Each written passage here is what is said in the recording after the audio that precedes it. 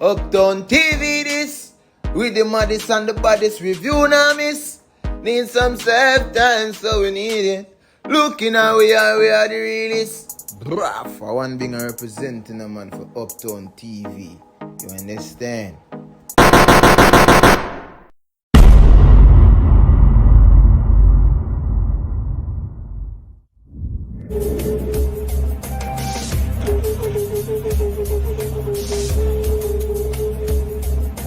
Yasama batachinoy, besama yemet nor, semikades mangustiimta, fegadi besama indionech, endihu bemedir tihun, yalatenterachnen sitenzare, bedelachnem ikkar belen, igna yebedelnen ikkaren demenil, awodafet namatagban, kakifu adenenen fi, mengist yante antenantena, highly maskan lisleale.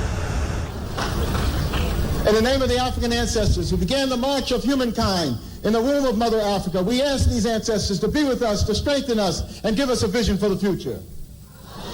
In the name of the African ancestors who began the march of humankind in the womb of Mother Africa and marched down the Nile, laying the foundations for human civilization and culture, we ask these Africans to be with us, to strengthen us, and give us a vision for the future.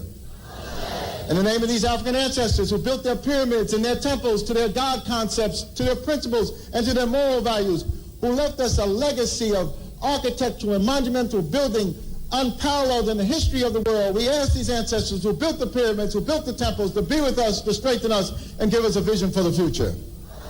We ask these African ancestors who took this African culture and extended it throughout Africa, building the stone cities of Zimbabwe, building the empires of the Sudan, Ghana, Mali, and Songhai, building the Swahili city-states along the east coast of Africa, and in Christian Africa, asking King Lalibela and giving him the courage to build the 12 churches of Lalibela from the ground down, monuments to the world. We ask these Africans who spread this culture to the Dogo and to the Akan and to the Yoruba and to the Bankango and to the Zulu. We ask these Africans to be with us, to strengthen us, and give us a vision for the future. In the name of the Africans who opened up Africa, opened up the Nile Valley to other cultures and other peoples, and they came in and nurtured themselves on the African greatness. First coming in early were the ancient Hebrews, and they synthesized this culture and produced Judaism. Later coming in were the Christians, and they synthesized this culture and produced Christianity. Coming in were also the Greeks, who took the African culture, synthesized it, and produced Greek civilization. And then later, the Prophet Muhammad, and with the Arabs coming into the Nile Valley, they synthesized the culture and produced Islam. We ask these African ancestors, who as part of their legacy laid the foundations for Judaism, Christianity, Islam, and Greek civilization, to be with us, to strengthen us, and give us a vision for the future. We ask those African ancestors pulled out of Africa, taken to the hells of North America, South America, the Caribbean, maintaining the spirit of African humanity in their hearts and in their minds, and who left us this enormous legacy of struggle. We ask those Africans who resisted enslavement in the villages of Africa, who resisted enslavement in the shores of Africa, who resisted enslavement in those forts and dungeons, who resisted enslavement in the holds of those ships, who resisted enslavement when they arrived on these shores in the New World. We ask these Africans who ran into the highlands of northeast Brazil and established for 100 years the first free republic in the Americas, the Republic of Palmares, and their last great leader, Zumbi, who spirit and sacrifice. We ask these Africans who replicated the Brazilian experience and went into the highlands of Jamaica and became the maroon-free communities. We ask these Africans who went into the backwoods of the Guyanas and Suriname and created free republic of the Suramaka and the Ajuka. We ask these Africans who went into the backwoods of Georgia and the swamps of Florida and moved with the Seminole Indians and resisted oppression. We ask these Africans who left us a legacy of struggle and resistance, the likes of which no one in the world has, to be with us, to strengthen us, and give us a vision for the future. We ask these Africans who created and laid for us a foundation of struggle and resistance that was passed on generation after generation, that was passed on to Harriet Tubman, who fought her way out of enslavement and became a symbol of freedom for all of us. Similarly, Frederick Douglass and hundreds of thousands of others fought their way out of enslavement. We ask those Africans who went with Boukman Dessalines to create the greatest revolutionary experience in the history of the world, the Haitian Revolution, leaving us a legacy, the likes of which no one else has had. We ask these Africans to be with us, to strengthen us, and give us a vision for the future. Let us start our class with a prayer.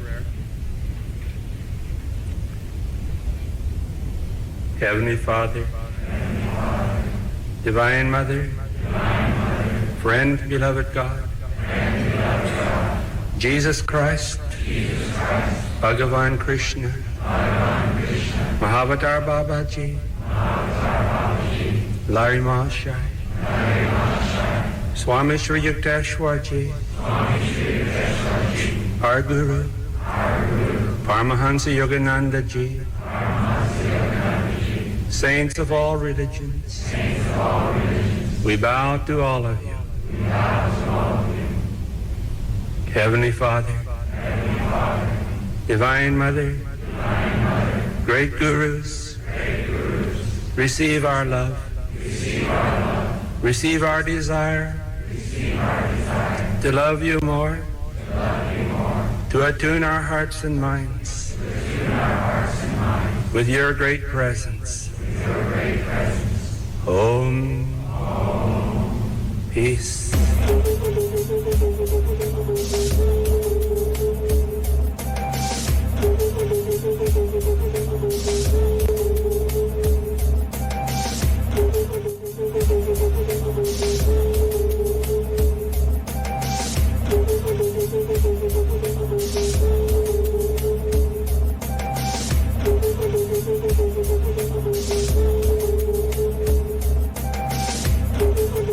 Would that I knew what others are ignorant of, something that had not already been said,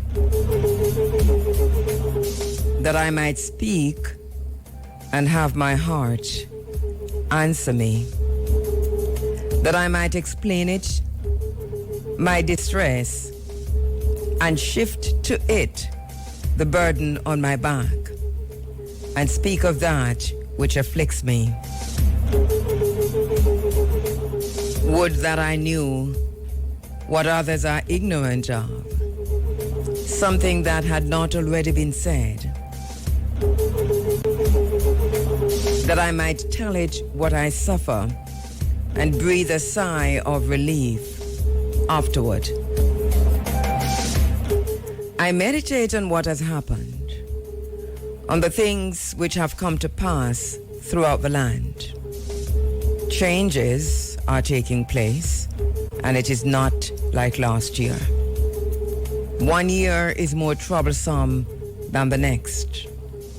The land is in turmoil and being destroyed. Ma'at, righteousness, and order have been cast out, and Ifset, evil and chaos, is in the council hall. The way of Mother, Father God is violated, and the commandments are brushed aside. The land is in turmoil, and there is mourning everywhere. Every day that dawns brings events from which the face is forced to turn. I speak out strongly against it. My limbs are heavy laden and my heart is heavy with grief. It is painful not to speak about it. Another heart might bend or break, but a strong heart in the midst of difficulties is an ally to its owner. Come, my heart, that I might speak to you, and you might respond to what I've said. Interpret for me what is happening in the land. Why those who were once so brilliant are now brought low. I meditate on what has come to pass. Misery has come today, and turmoil will not end tomorrow. Everyone is silent about it. The whole land is in great trouble, and none are wise enough to know it. None are angry enough to speak out, and every day one wakes to suffering. Thus, my suffering is long and heavy.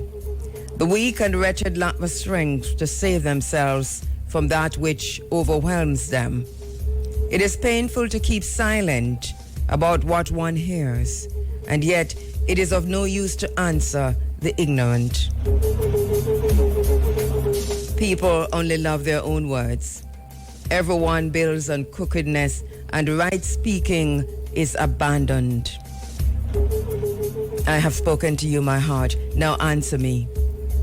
A heart that is approached must not keep silent, for surely the servant and the master share the same fate, and thus many other things that must weigh heavy on you. From the Hosea, from the book of Kakefar-Rasaneb, the sacred wisdom of ancient Egypt, the sacred wisdom of Kemet, the oldest known text there is. Ancestors, the ones who came before and are still here. I acknowledge my ancestors as celestial guardians of the great civilizations. I acknowledge my ancestors, Harakti Ra-Harakti, Amenhotep II, who first called the great Sphinx by its two names, Harim-Akhet and Harakti. Queen Tai, who dedicated a stele to the Sphinx, which she placed in the temple built by her husband near the great statue. Everything which is coming forth before Atum Harakti. I acknowledge Horus of the two horizons, Horus of the rising and setting sun, of the east and of the sunrise, reborn in the eastern skies as Harakti. I acknowledge my ancestors upon whose shoulders I stand. I acknowledge Harem-Akhet Kefri Ra Atum. I acknowledge the high priestess Tutu, Tutu, wife of Ani, Tutu, the sense-drum bearer, and Hatshepsut, greatest female warrior of all times. I acknowledge my ancestors upon whose shoulders I stand. I acknowledge my ancestors who resisted and took freedom. And in the words of Bookman Duty, Dessalines, Cecile Fatiman, and Dem, liberty or death. To speak the names of the ancestors is to make them live again. Speak the names of your ancestors. I am African, not because I was born in Africa. I am African because Africa was born in me.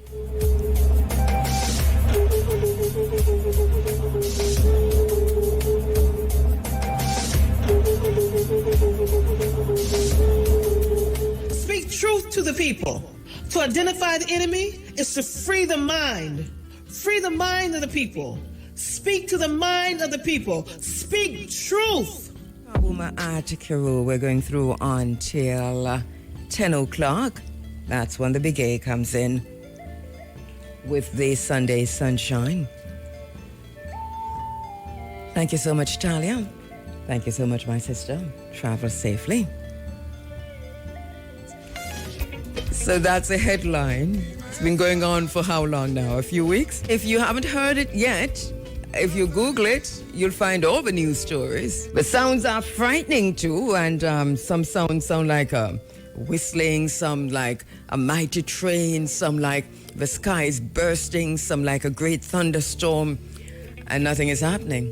So some like a siren that you hear when there is a warning siren, you know. So these are the sounds they say that's coming from the skies, and they say they do not know what's causing it. I don't know, but these are interesting times. I do not understand that bit of news. I do not understand any of the stories around it, but that is what we're hearing. And reputable and credible news outlets are carrying this story. I don't know. I don't researched it myself. I've just seen the stories, listened to the sounds. Have you heard the sounds in Jamaica? And it sounds coming from the sky. We know that last Thursday there was a terrible, terrible thunderstorm in the northeast of Jamaica that lasted for about 7 to 10 minutes. And that anyone you ask will tell you we've never heard thunder like that. I concur. I've never heard anything like that. So that's the closest that we've come to on this side of town, that I've come to hearing anything. But then again, it wasn't strange, I mean, it was thunder. Anyway, so that's what we're hearing. And then quite a bit happening globally that we really do have to pay some attention to. So much happening locally, nationally here on the island. But the bottom line is that if it happens globally, then it's relevant to us locally, because we're living in a world without borders now, even though there's so many discussions regarding borders. Look at that. It's a contradiction of sorts, isn't it? But we're in the one world order, world order, and they're just tightening up now the one world health order, or the one health world order. They're tightening up that now on the other side of COVID to ensure that when them say there is a pandemic, everybody take the vaccines. If whatever medication that they come up with. And when them say lockdown, then everybody locked down. And when they unleash the robots, then this is how you have to go. Whatever is about to happen has already happened, and it is not a conspiracy theory. I say this is no flattery. I've seen books in books and sermons in stones. I wouldn't change a thing. Here on the ground in Jamaica, discussions are still around the Prime Minister's statutory declaration and the Integrity Commission report and the lawsuit, the request for judicial review. We're going to be talking about that request from the Prime Minister's lawyers on behalf of the Prime Minister for judicial review with Attorney at Law, Pan-African Attorney at Law Bert Samuels, later on in the standby for that.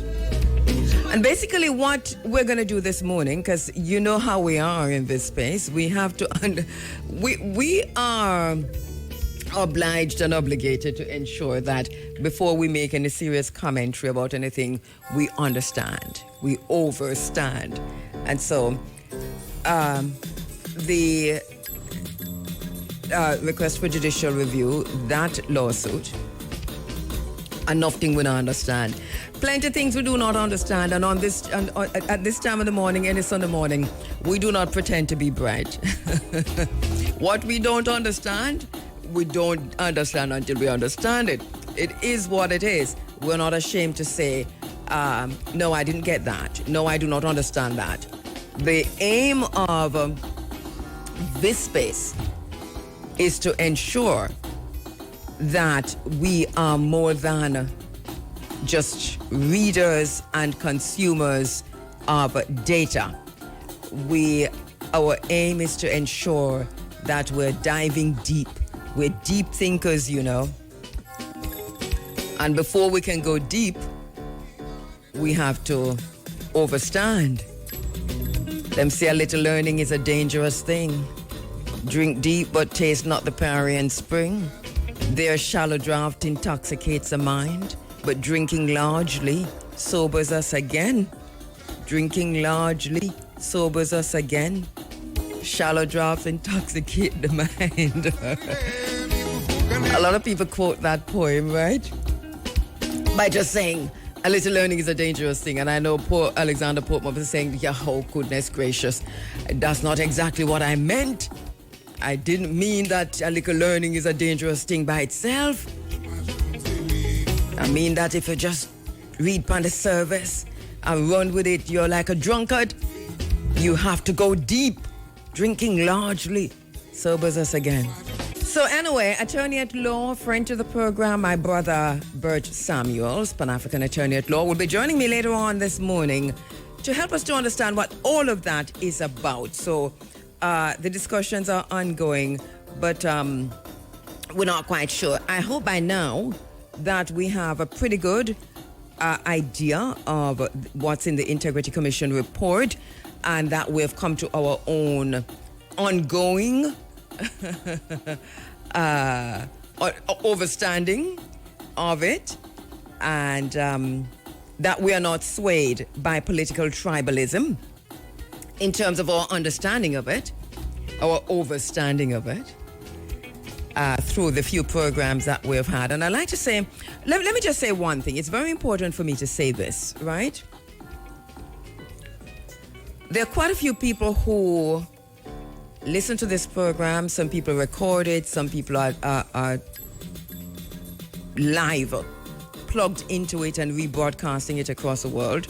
There are others who record it and then put it in spaces across the social media, bits and pieces of it, sometimes in whole and so on. That's not me, right? I'm not behind any of that. But I know they're out there. So what I want to say is, please do not misrepresent the program when you're doing that. Do not misrepresent the program. I know that I'm getting calls from persons who are saying that there is a headline there that suggests that I said the Prime Minister lied. Now, I've said that many times in this space. I haven't said it in regard to the Integrity Commission report. That was said by Mr. Wilfred Rattick, an attorney at law, who was my guest last week. I want you to go and listen closely to everything that I've said about the Integrity Commission investigation and the report. It's very important. Do not misrepresent anything that I say out there. At the end of the day, let us try and be as truthful as possible. I don't mind that you're putting things out there, whoever you are. It doesn't bother me. But just to say, do not misrepresent me with misleading headlines, all right? Because we want to talk about some of the things that are happening locally, and then to say who else will be on the program this morning. The Private Sector Organization of Jamaica, once again, touting the amalgamation of Emancipation Day and Independence Day into a consolidated public holiday and calling it Emancipendence. This is what they want now, because it's not for them. They're arguing that by combining the 2 days, Emancipation Day and Independence Day, into what they call a dedicated period of national reflection and celebration, that will provide an opportunity, according to them, to create a more robust, unified celebration that highlights both Jamaica's liberation from slavery and its journey to independence. So they're saying they're batting for a consolidated Emancipendence holiday, which, according to them, that's a private sector organization of Jamaica, can serve as a platform for promoting local tourism and cultural activities, including China's Dragon Day or something to that effect, but including Chinese culture, and attracting both domestic and international visitors. And they say this will provide a much-needed economic stimulus for the tourism, entertainment, and cultural industries while fostering national pride, they say. They say they have also done surveys across Jamaica, and that a majority of the Jamaican people are in agreement with this. And so they're touting that. So that's another thing that's happening here on the island. These suggestions are coming from the foreigners. We're going to be very xenophobic, because for us it's an existential crisis. And we're very serious about this. The fight for the observation and celebration of Emancipation Day on the island in Jamaica was not an easy one. I know that if you Google this fight and this struggle, you'll only see 2 names coming up: Rex Nettleford and P.J. Patterson. But many of us in this space know who the real fighters were. know who led the demonstrations and the protests with placards, know who kept in emancipation concerts and stage shows and panel discussions and celebrations, even when it was not a national holiday, calling for it to be recognized as a national day, a national holiday on the island. For us, Emancipation Day, August 1, is not just a holiday. It must be celebrated as such, and we demand that it be celebrated as such. And we're going to get real xenophobic around here. We're about to get real xenophobic. We're about to go back to look forward. It's important to always sankofa, because our understanding of the enslavement of African people, the transatlantic trade in enslaved Africans, the slave trade, the plantation, the conditions on the plantations and in the pens, the suffering of our ancestors, that which we still remember. In the words of Ivan Van Sertima, whether something happened 10 years ago, 10 days ago, 5 days ago, or 50 years ago, or a century ago, it occupies the same space in your memory once you become aware of it. We feel the pain of our ancestors. We embody the struggle and the triumph of our ancestors. And so July 31 into August 1 was a culmination of years, centuries, hundreds of years, of a concerted and strategic liberation struggle against enslavement. This is how we understand August 1. The promise of emancipation is still not yet realized on this island because it has been hijacked by those who are now sitting in spaces that have become the private sector organization of Jamaica. So we see the private sector organization of Jamaica as an enslaver class, as an oppressive class. That's how we see the private sector organization of Jamaica. They need to shut their mouths and do not even talk about emancipation. You can talk about independence all you want, but leave emancipation alone, or else it's going to be 1865 all over again. Understand that we feel the righteous indignation of our ancestors. Understand that we are burning with the fire of our ancestors. Leave us alone. Leave us alone, because the fire has been calm for a good while now within us. And so we don't want those who represent the enslaver class on this island talking about out of many one. We have not dealt with that yet. You're in a bubble. You're listening to yourselves.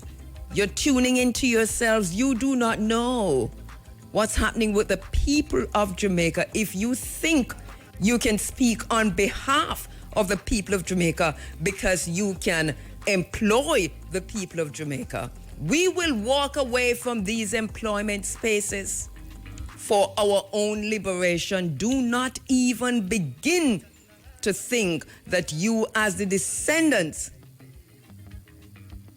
of the enslavers, can come talk to us about what to do and what not to do around Emancipation Day. We fought for this like crazy.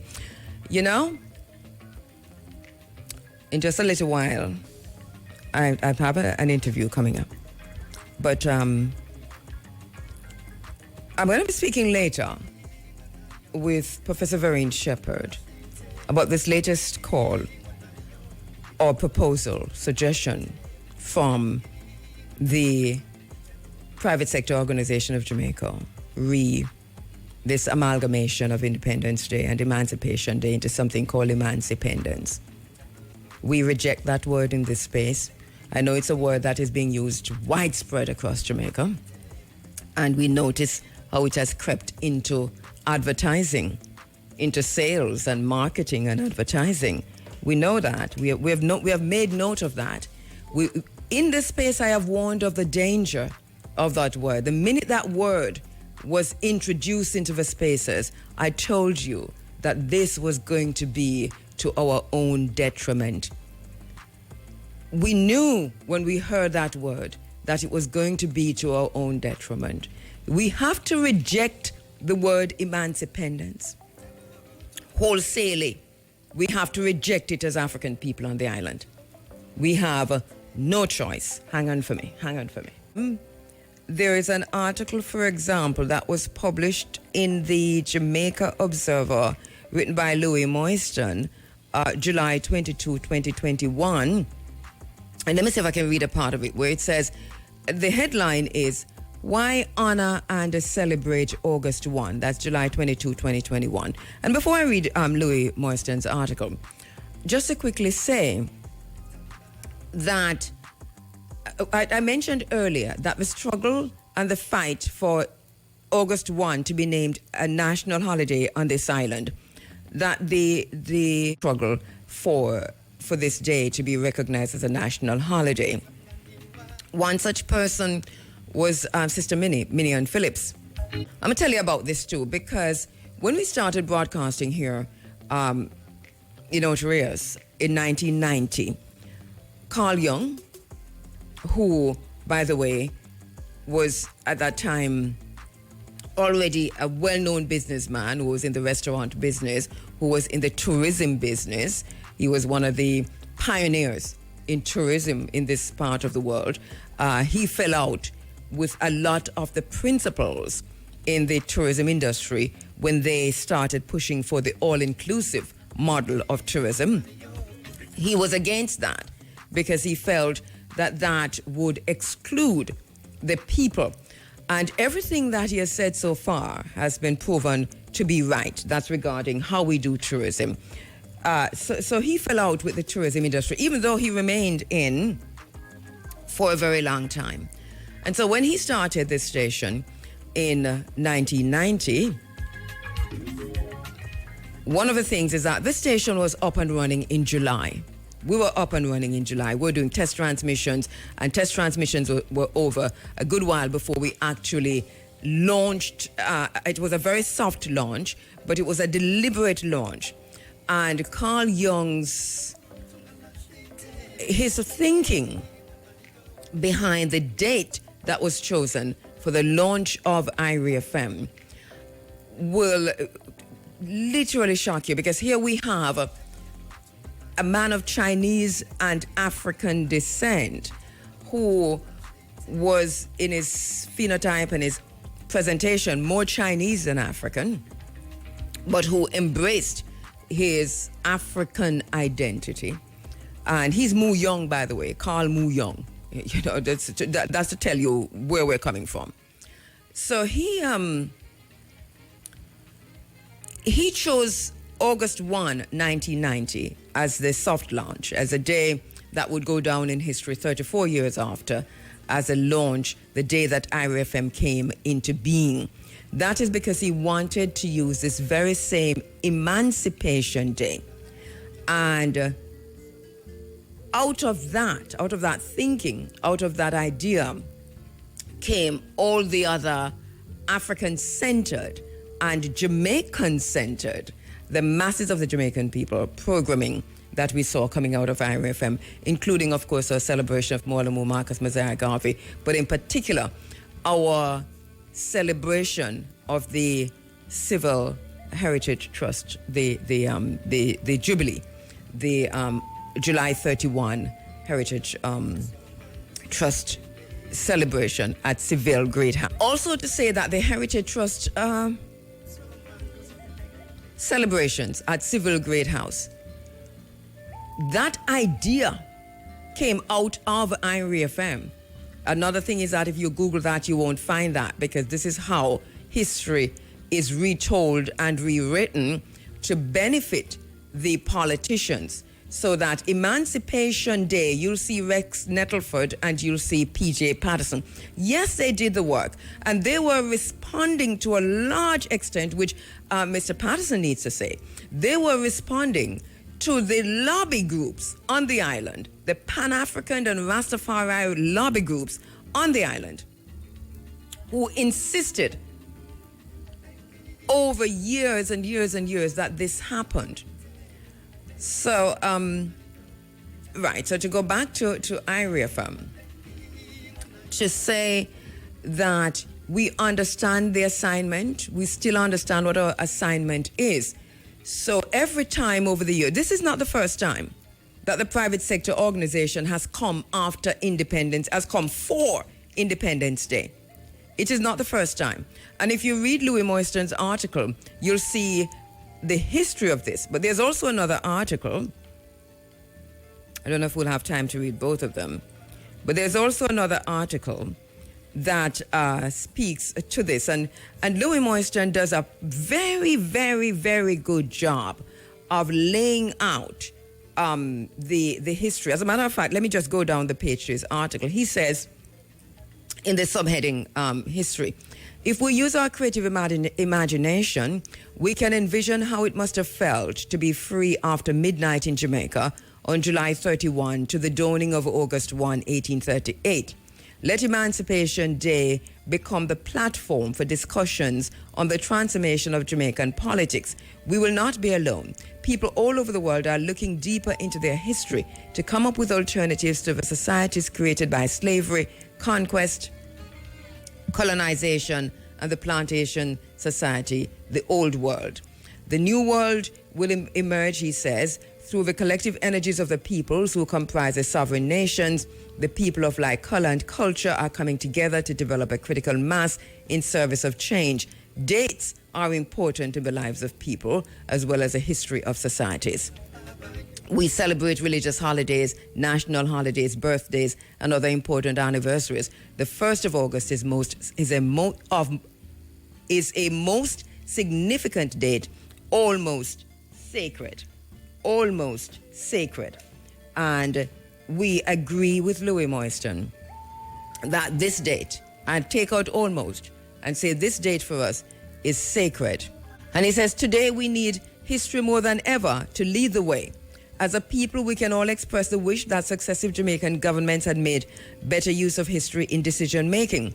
Let us make a small step. He's arguing for Emancipation Day celebrations. Let us continue to give recognition to an occasion that will be a point of activation and a force to galvanize the collective energies of our people towards a more meaningful future.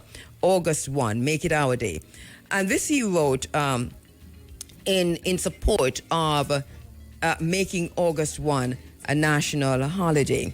But he goes through to talk about how Emancipation Day was celebrated before, and that at 1962 there were discussions around Emancipation Day, and point out the extent to which Emancipation Day took precedence, and Emancipation Day was pushed to the side with this whole thing of out of many one people and so on, and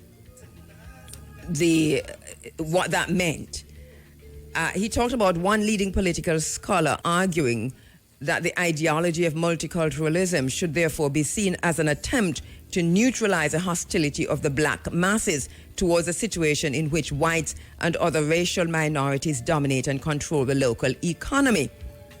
There is also, he said, the view that the design of the flag reflects, or let me go back to emancipation, and if you go to the very beginning of the article, written by Louis Moiston, he says, there is still fear surrounding the idea of a real black majority in Jamaican politics. It was this fear that inspired the abandonment of the August 1 holiday in 1962.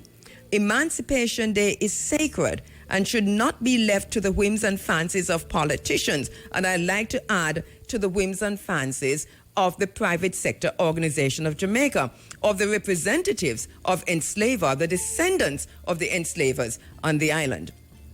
And he continued, Emancipation Day must be organized as a point of activation for the reassessment of our politics in terms of race as a neglected force, and it ought to become a central feature in national politics, especially in the present discussions on constitutional change. It sounds like this was written just yesterday, but it was written July 22, 2021.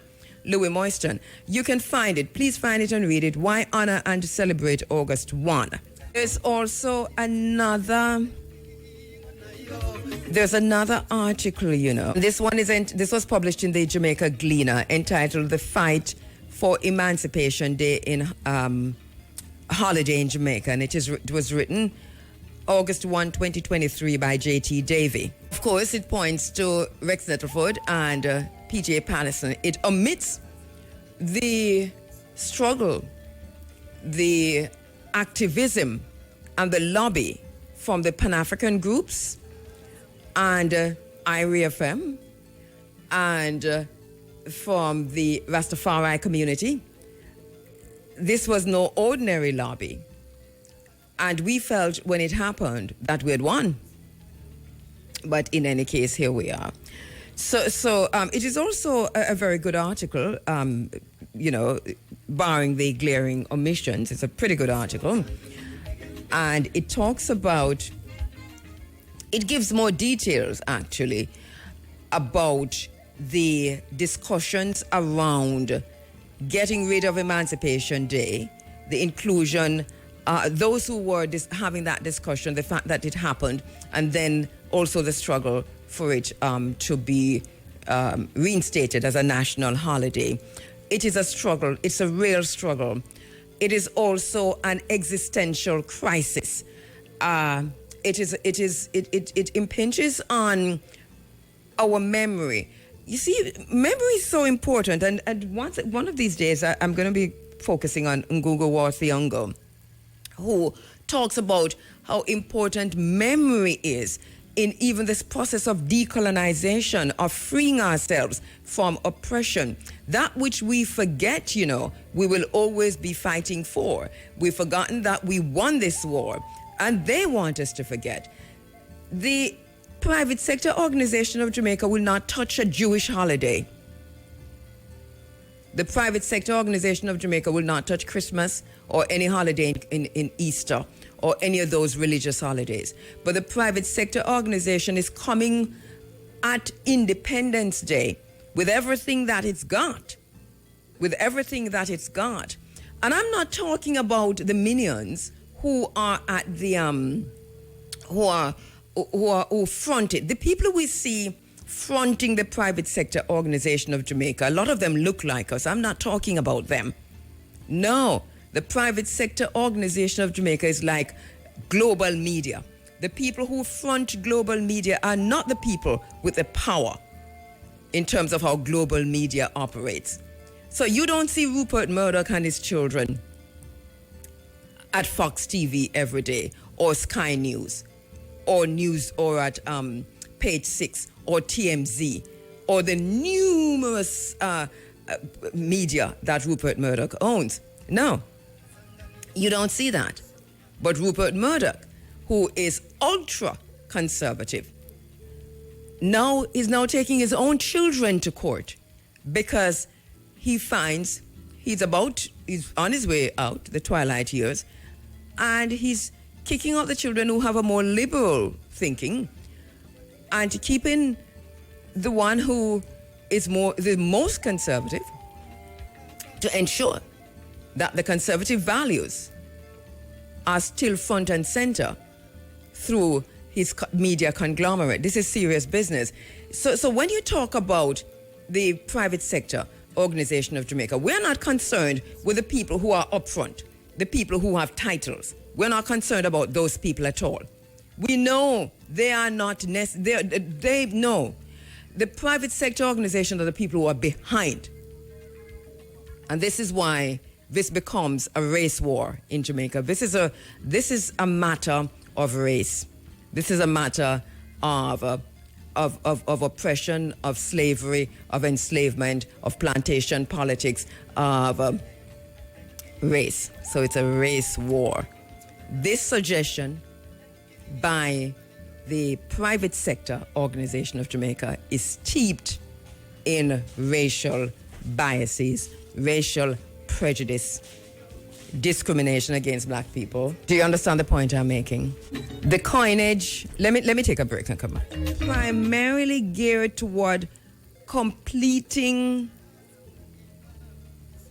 or covering the syllabus, and it has little or no regard for curriculum content. It has no regard for the competence of students to be truly transformative agents. And we're talking about a progressive society. Emancipation and independence are two non-convergent concepts. And they are separated by 124 years. Do you understand the point I'm making? We're not joking about this around here, you know. It is a fallacy. It is disingenuous to create this kind of a merger, a scriptural merger, and a grammatical misconception, a grammatical travesty to mislead and to confuse the present generation. You see what's happening in South Africa? Have you seen what's happening in South Africa and what has happened in South Africa? South Africa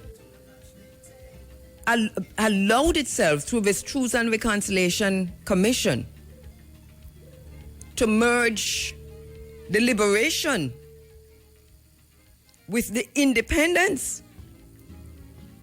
And what has happened?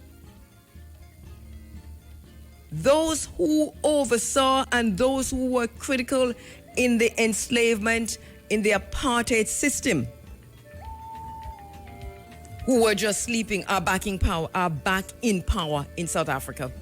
South Africans have started hating themselves all over again. They didn't even stop.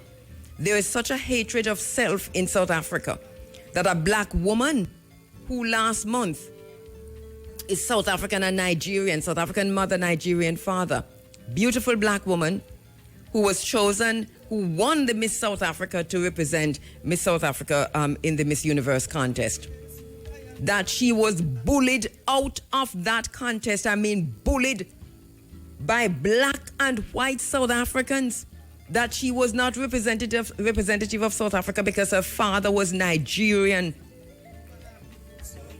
And that bullying went on for weeks and weeks and weeks. It's all South Africa spoke about. They were so angry, they were ready to tear that girl from limb to limb. I'm talking about black South Africans and white South Africans.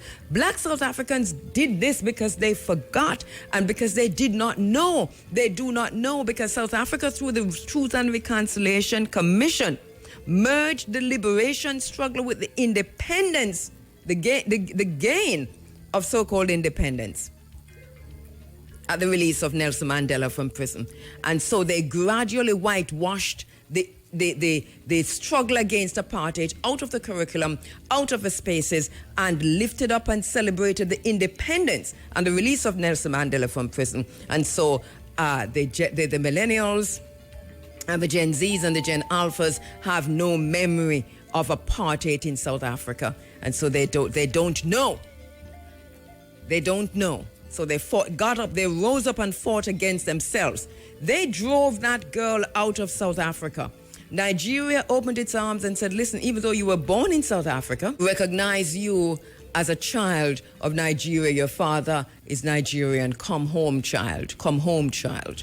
She's not Nigerian, she's South African, but you know it go, we Africans.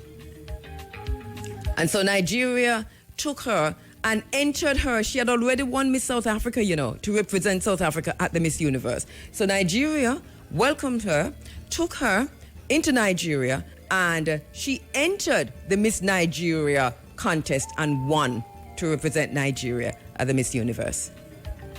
Do you know who replaced her in South Africa?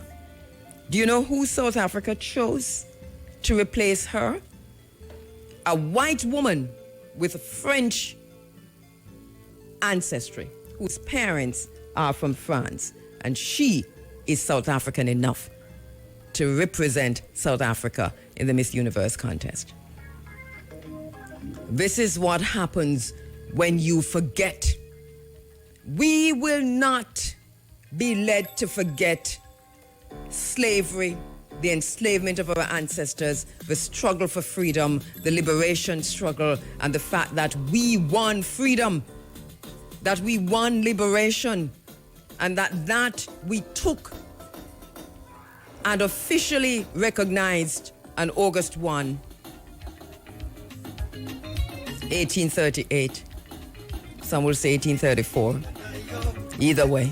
Lest we forget, we reject the word emancipation, we trample that. And whatever sage you can burn, and whatever fire you can burn, and whatever oils you can throw, whatever we need to do in the African way, we're gonna have to do like Bookman and them did at Boy Cayman to this word independence that they have thrown, emancipendence that they have thrown at us, and it has become the rope with which they're about to hang us with. We will not support the merging of Emancipation and Independence Day for the masturbation of the private sector in Jamaica. They can go jerk off somewhere else. Independence, when it is not taken, is a whole other story. Future generations must value and understand the relevance. Emancipation on August 1, 1838 was a cumulative effect of over 225 years of struggle. Over 225 years of struggle and resistance and rebellion and war by our ancestors who were enslaved. And they did this to liberate themselves from the shackles of slavery. The children of the enslavers want to remove that day from our consciousness and from our memory. We say, not on our watch, not again, not again. The promise of emancipation is still not fully realized, and we must singularly and in perpetuity recognize the sacrifices of our ancestors in affording us the measure of freedom that we enjoy today. This move by the private sector organization of Jamaica is a move to take us back into slavery, and we are very much aware of it. We will have none of it. Independence, when not taken, as demonstrated by Emperor Jean-Jacques Dessalines in Haiti, January 1, 1804, is merely a political treaty or agreement between the colonizer and the colonized to be allowed certain degree of autonomy in the affairs of a state. Usually we see this guided by some kind of constitution, but that constitution provided also by the colonizer. So the colony of Jamaica gained independence from the UK on August 6, 1962. That is what happened. That is what happened, political independence. We're still fighting for economic independence. And so what you have here are two divergent concepts. And we see the narcissistic, sociopathic, psychopathic attempt to manipulate these concepts and to gaslight the nation into thinking that this is what we want. But when two such divergent concepts are manipulated graphically and phonetically into the psyche of the public, the inherent individual significance of each event is lost. And the resultant is what we're seeing here. Characterless, misconfiguration, misconstruction, and we see how it becomes interred in frivolity and jest and running up and down half naked and drinking every single wine and liquor and every beer that the private sector carry in and the beaches that they have captured are opened for the reveling or the revelry that comes with what they are proposing. Do you understand that in the proposal they're talking about celebrating China? In the proposal they're talking about celebrating China. That's a dog whistle. That's a dog whistle. They know what they are doing. And if we allow them to do this, then we may as well go walk ourselves to the gallows and to the auction block, strip ourselves naked and tie ourselves to the auction block and let them sell us again as slaves.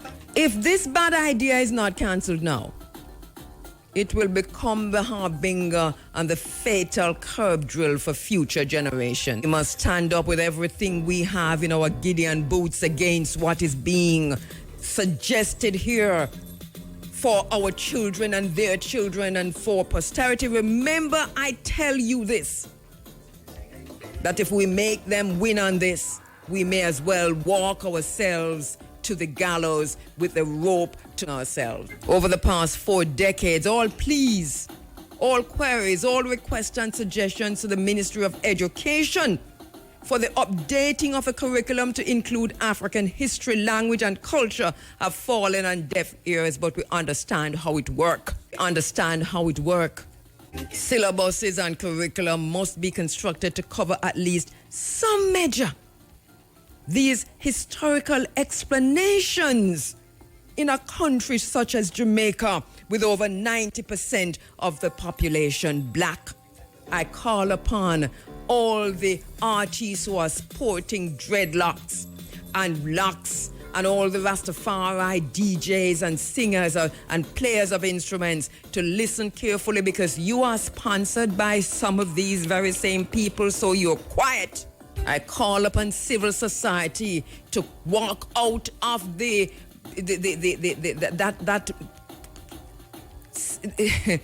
funding industrial complex that have your mouths locked and singing in tune with the private sector organization of Jamaica, because there's nowhere else to do it, is there? There's nothing else to do, is there? Because this, you have to eat a food.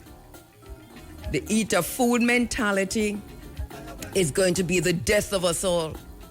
And we're going to look around and wonder what happened. Undoubtedly, such deficiencies are responsible in significant measures here on the island for the senseless disputes that we're seeing, for the crime, for the violence, for the indiscipline, for the lack of motivation and purpose. And a lot of this, people are benefiting. Who benefiting? Who benefiting? Their children fly up and down on private jets. Remember that. They live in a Jamaica that we do not know exists. We have to begin to ask questions. Who are these people? Who are these people to want to come out to touch Emancipation Day as a national holiday in Jamaica? Do you know the fight that brought us to this place? Do you understand the blood, sweat, and tears? Our ancestors' blood is still in the land that you are benefiting from today, because you are descendants of the enslavers. Do not even try this. Take your hand off Emancipation Day. We reject the term emancipendence. Go celebrate China somewhere else. You have no shame. You have no conscience. You have no awareness of space or self or time to, in your proposal, be talking about a celebration of China while you're trying to wrestle Emancipation Day from the people of Jamaica. Your argument don't hold water. Your argument don't. If you want to make up for the days lost because of lack of productivity, which is what you're using to manipulate three-card game, smoke and mirrors, the politicians that you have paid for, to make decisions like these. How dare you?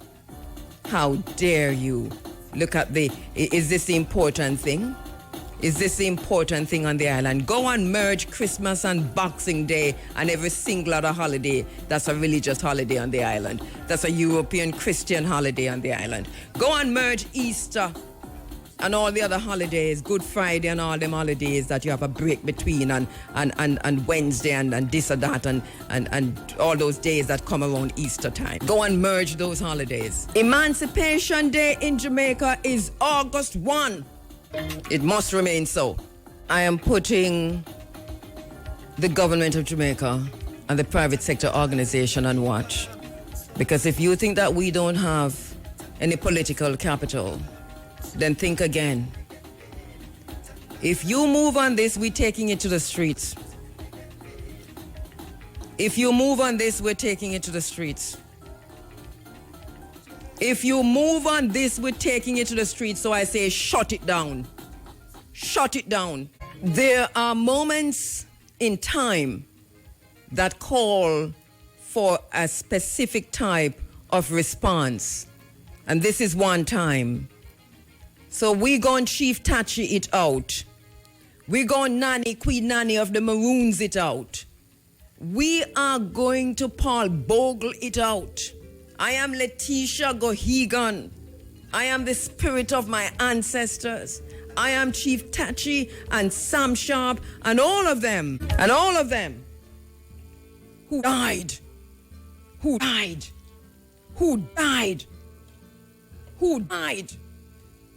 for this day that these children of the enslavers want to take from us, want to rip from us. And look at the point they are making. We now pay homage and salute the ancestors. We give praise to the owner of existence and to those who made sacrifices for freedom, those who fought and died with Sam Sharp in the Emancipation War of 1831-32 in St. James. Somebody's calling my name.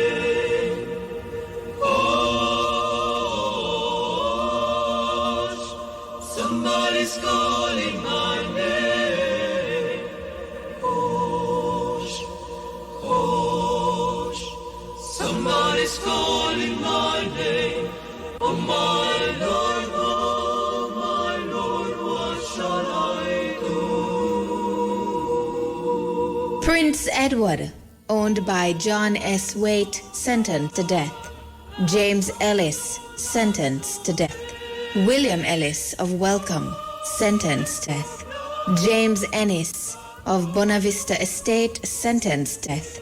Henry Finlayson of Summerhill, sentenced 300 lashes. Joseph Fitzroy of Retirement, sentenced to death. Thos Fleming of Friendship, sentenced to death. Edward Fowler, owned by John Irvin, sentenced to death. Martin Fowles of Wiltshire, sentenced to death. William Fraser, owned by J.H. Morris, sentenced to death. William Gale of Spring Garden, sentenced to death. Thomas Galloway of Unity Hall Estate, sentenced to death. Richard Gillespie, owned by John S. Waite, sentenced to death. Charles Gordon of Unity Hall Estate, sentenced to death. David Gordon of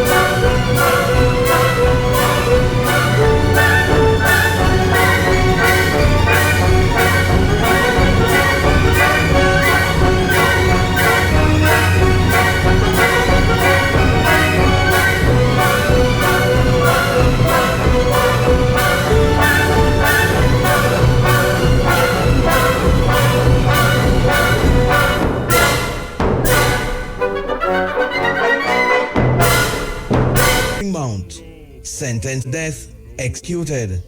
Coffee of Lima, sentenced to death, executed. Coffee, alias Wilken, owned by William Rickaby, sentenced to death, executed.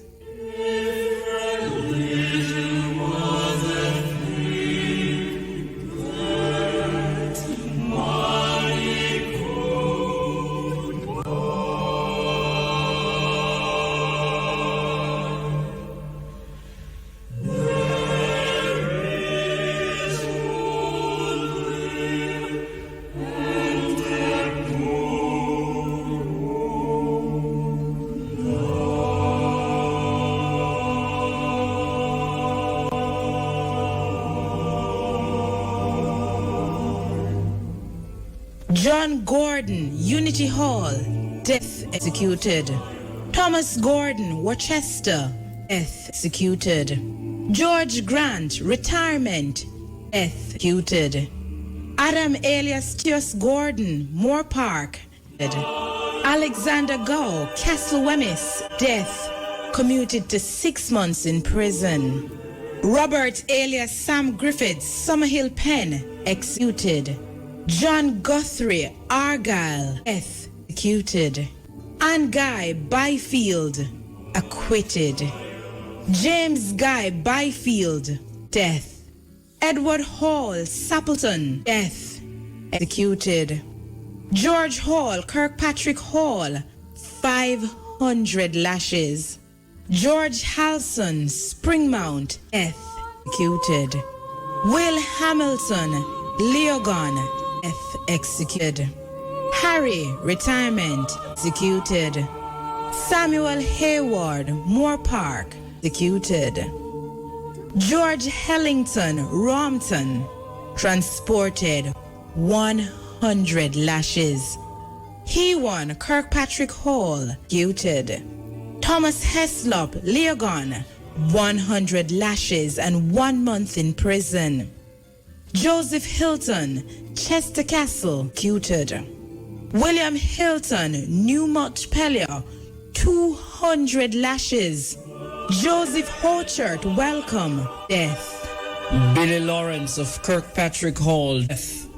Eliza Lawrence, owned by John H. Morrison, 50 lashes and 6 months in prison. Gia Lawrence, alias Little George Lawrence of Worcester, executed. George Lawrence of Cambridge Estate, executed. George Lawrence of Stapleton, executed. M. Lawrence of Kensington, executed. Richard Lawrence of Kensington, executed. Edward Lewis of Anchovy, death. Thomas Linton, owned by John H. Morris Esquire, executed. George Longmore, owned by William Clark, executed. Dublin Malcolm of Old Montpelier, execution. John Mason of Kensington, death. John Roper, Dr. Williams James Bernard, death, executed. Robin Flamstead, executed. George Sawyers, Pierce Scarlett, paranoid. Kitty Scarlett, Cambridge, death, commuted to transportation. September, Joseph Bowen, acquitted. Samuel Sharp Esquire, death, executed. Alfred Smith, postponed. John Smith, John S. Waite, death, executed. X. James, alias William Stennett, Moore Park, death. Stephen Salt Spring, 300 lashes, 6 months in prison. Thomas Stevenson, Jacob Graham, death, executed. James Stewart, Kirkpatrick Hall, death. Richard Stewart, Unity Hall, death, executed. Mocko Williams, alias Charles Strawn, estate of John Dodd, death, commuted to transportation. James Innes, Bonavista, sentenced and executed. Blacksmith James, retirement, sentenced to execute. Charles James, Beverly Penn, sentenced death, executed. Henry James, burnt ground, sentenced to executed. James of Industry, sentenced, commuted to 12 months in the workhouse. Robert James, Bonavista Estate, sentenced death, executed. William Jarrett, Spring Garden, sentenced to execute. Jenny of Kirkpatrick Hall, sentenced death. James Johnson of the estate of William Brown, 150 lashes and 3 months hard labor. William Johnson of Bonavista, sent death and executed. Alexander Carr, owned by Daniel Hine, sentenced to 150 lashes. George Carr of Unity Hall Estate, sentenced death and executed. Robert Carr of the estate of Samuel Carr, sentenced death and Robert Walker, owned by Helen Gordon, death by execution. Thomas Walker, owned by John Hilton.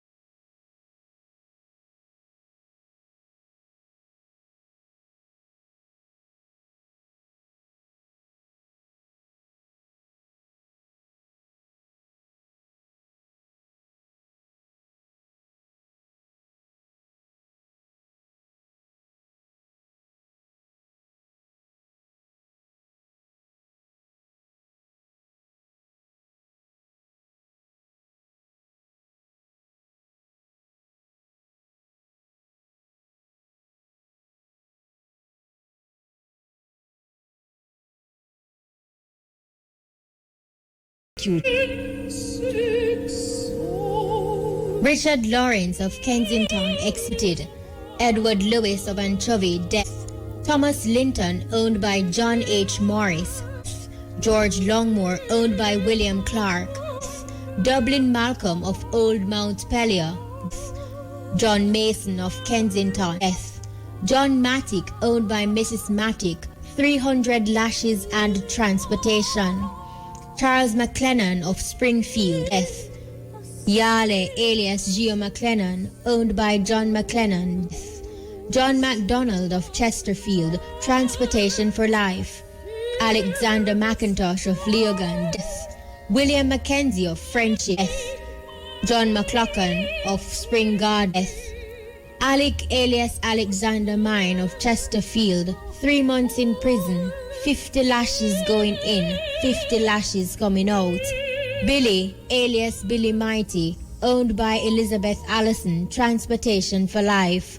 George Miller of Roehampton, death. Henry Miller of Unity Valley, death. Thomas Mitchell of Spring Garden, death. Charles Morris of Old Mount Pelier, death. David Strawn, owned by Miss Dodd, 200 lashes. Success of Sutherland, 50 lashes. David Sims of Roehampton, commuted to transportation. William Taylor of Belfield, death. Charles Thorpe of Old Montpelier. James Gordon Thorpe of Hampton. John Thorpe, owned by Miss Ann Williams. Lawrence Thorpe of Hampton. Thomas of Moore Park. Trial of Kirkpatrick Hall. Francois alias Francis Vaughan of Flamstead, death. William Vernon, owned by James Vernon Esquire, death. Richard Walker, owned by John Hilton, Over Bottom, sentenced to 100 lashes.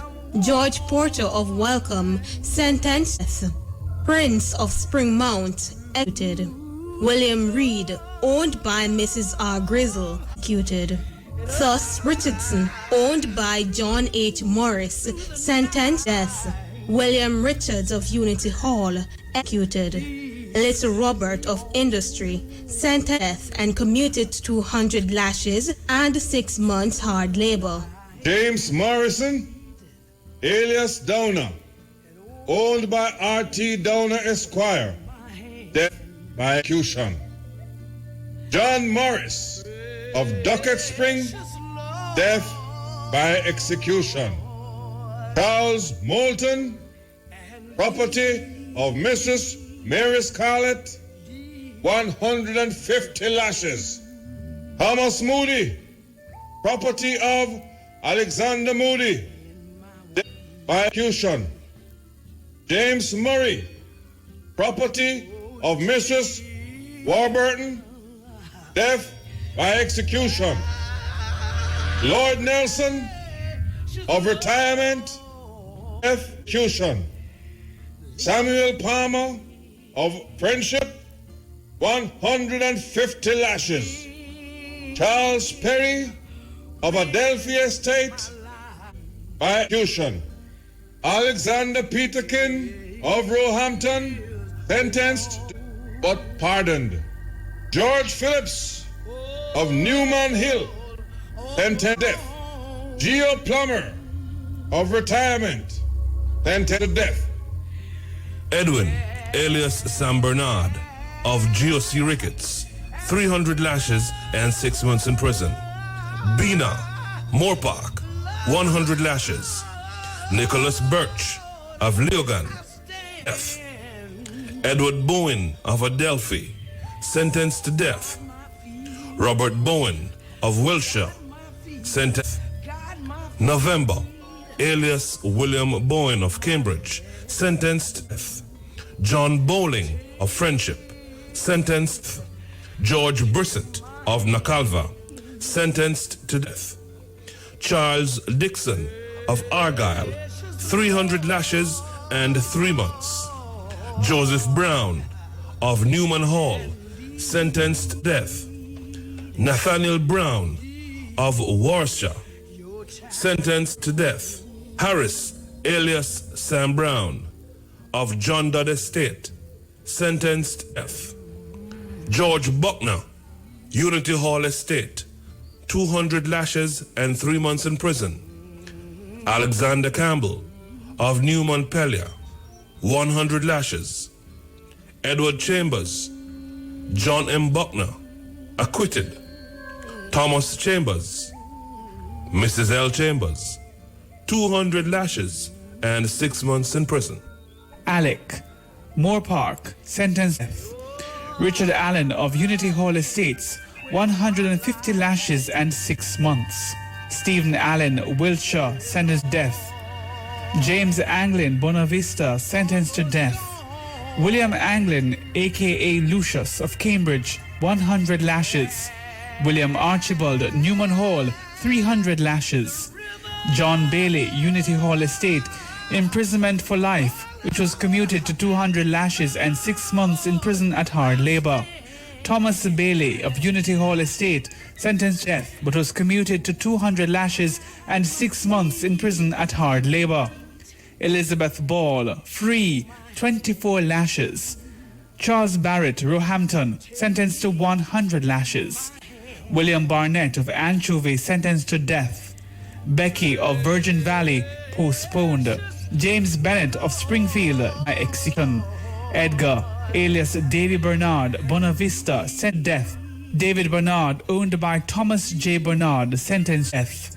James Bernard of Abandon Pen, sentenced to death. This is what they want us to forget. This is what they want us to forget, that our ancestors fought and died for liberation. This is what they want us to forget, I say to the private sector organization of Jamaica. The blood of our ancestors still not dried. Do you understand the point we're making? Do you understand what we're saying?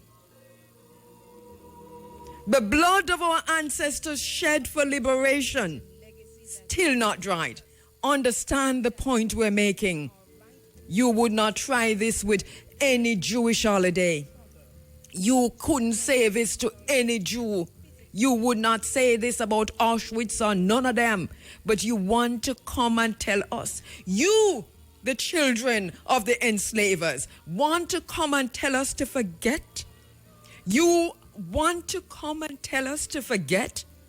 Don't even try that.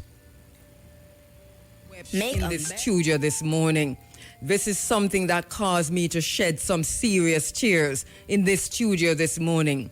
To hear again what they did to our ancestors who fought for liberation, who fought for freedom. To understand that they refused to teach the proper history in school, make history, in other words, to make history compulsory, so that our children and their children and the nation understand and do not forget what has happened to us as a people, what happened to us, and why the fight continues. And then to come up with a word, emancipendence, to shift our minds and shift our thinking and shift our connection back to our ancestors and back to ourselves and back to Africa. And then this morning, and they've been doing this time and time again, you know, to take from us that memory of emancipation and that what that meant. Somebody said emancipendence dream weekend is what they have in mind. And I don't want to use the brand of somebody else, but just to understand what the plan is. The plan is to continue to dumb us down, to make us forget, and then to have us as consumers for the rest of our lives without thinking about what the promise of emancipation meant for our true independence. I bawled this morning, my family. I cried this morning in this studio. And my tears not going to go in vain. And I know I'm getting texts and messages from a lot of you who are saying, we're weeping in Jamaica this morning.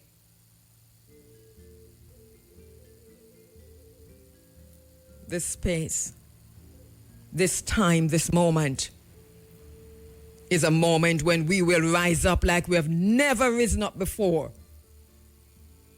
And it might seem to you, PSOJ, that it's a small matter. But understand that this is more serious to us than anything you can ever begin to think about.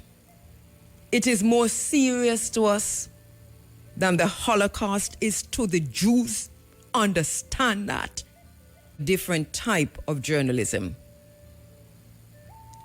And we're seeing this being played out across the world right now, where journalists are becoming part of a story. Advocacy journalism, radical journalism. The only way forward for journalism globally, and Jamaica is late to catch on, the only way forward is for journalists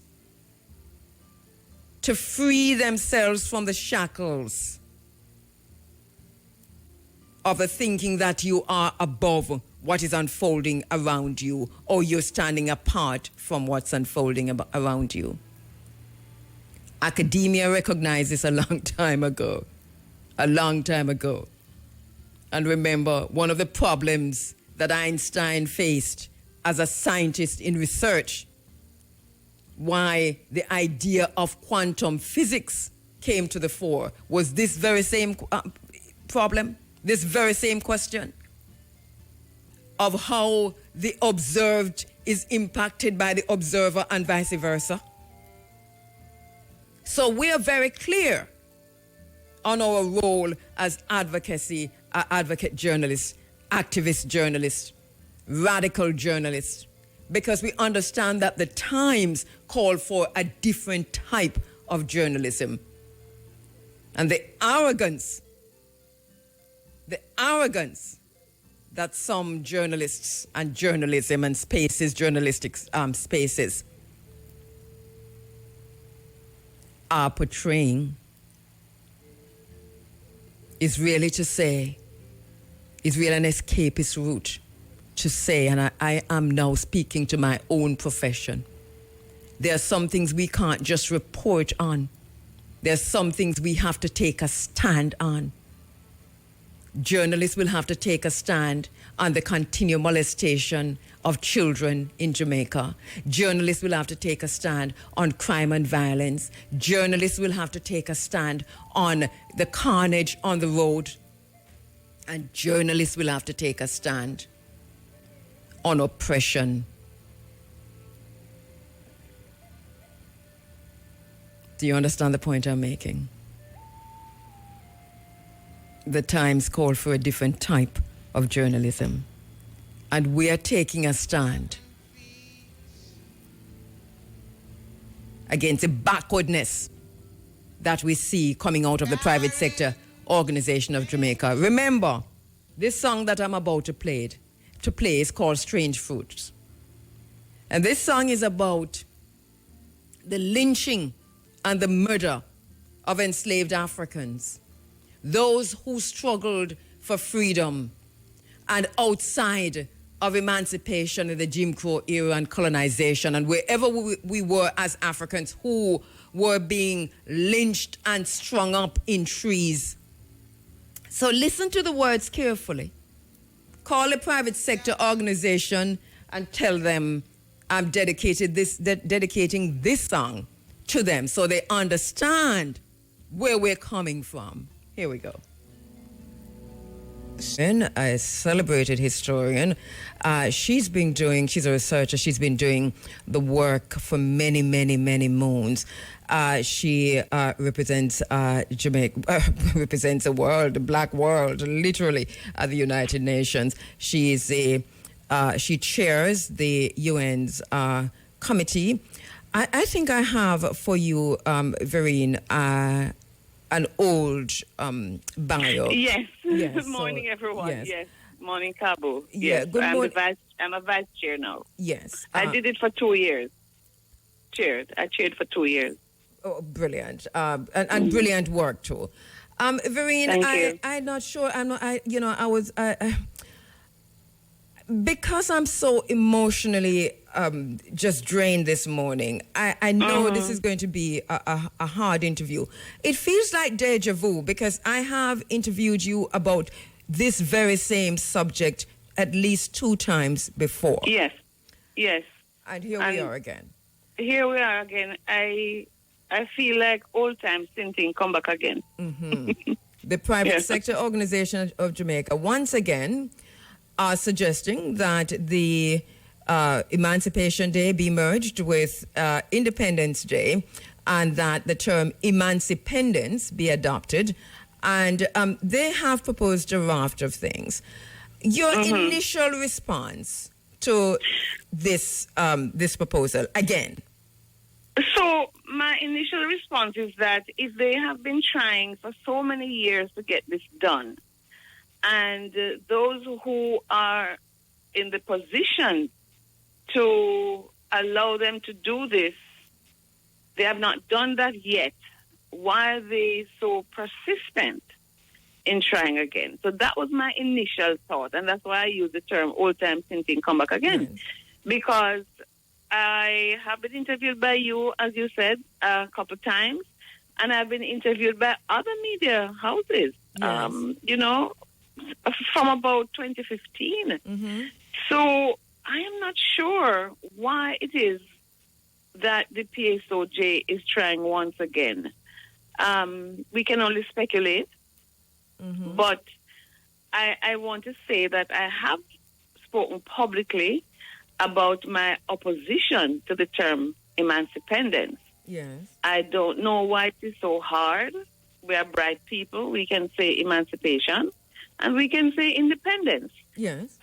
Merging the term like that, you know, who serves? This is what I keep saying to myself. That's a very good question. And one of the reasons why it has taken off like this is because the private sector organization, through its advertising and marketing, they have adopted this term wholesalely. So it is in all the ads around emancipation time. It's on their billboards. It is everywhere.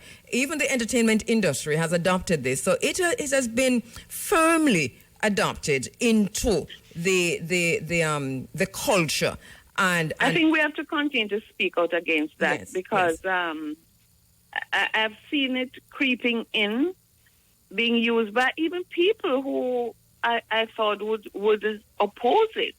It's become so widespread. Yes. And I think we have to, those who know differently must push back against it. I've put out on X that we must not use this word. Yes. I've said to students, do not use this word. Emancipation was different from independence in terms of the date. And I want to but go also right there. But also in terms of the significance and what they were. Can we have that discussion, Vereen? What's the difference and the significance? Let's elaborate on that, please. Listen, every time I hear the word emancipation, I just want to, pay respects to all the anti-slavery activists, the men and women who said no to chattel enslavement and forced the British with boots on the ground in the wars of resistance to bring this about. So emancipation came about fully in 1838 because apprenticeship was a scam.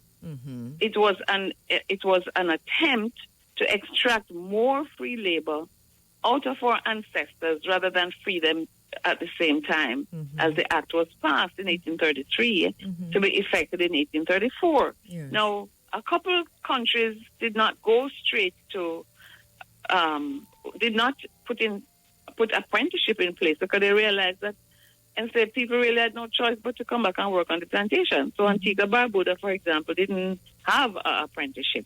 Jamaica did.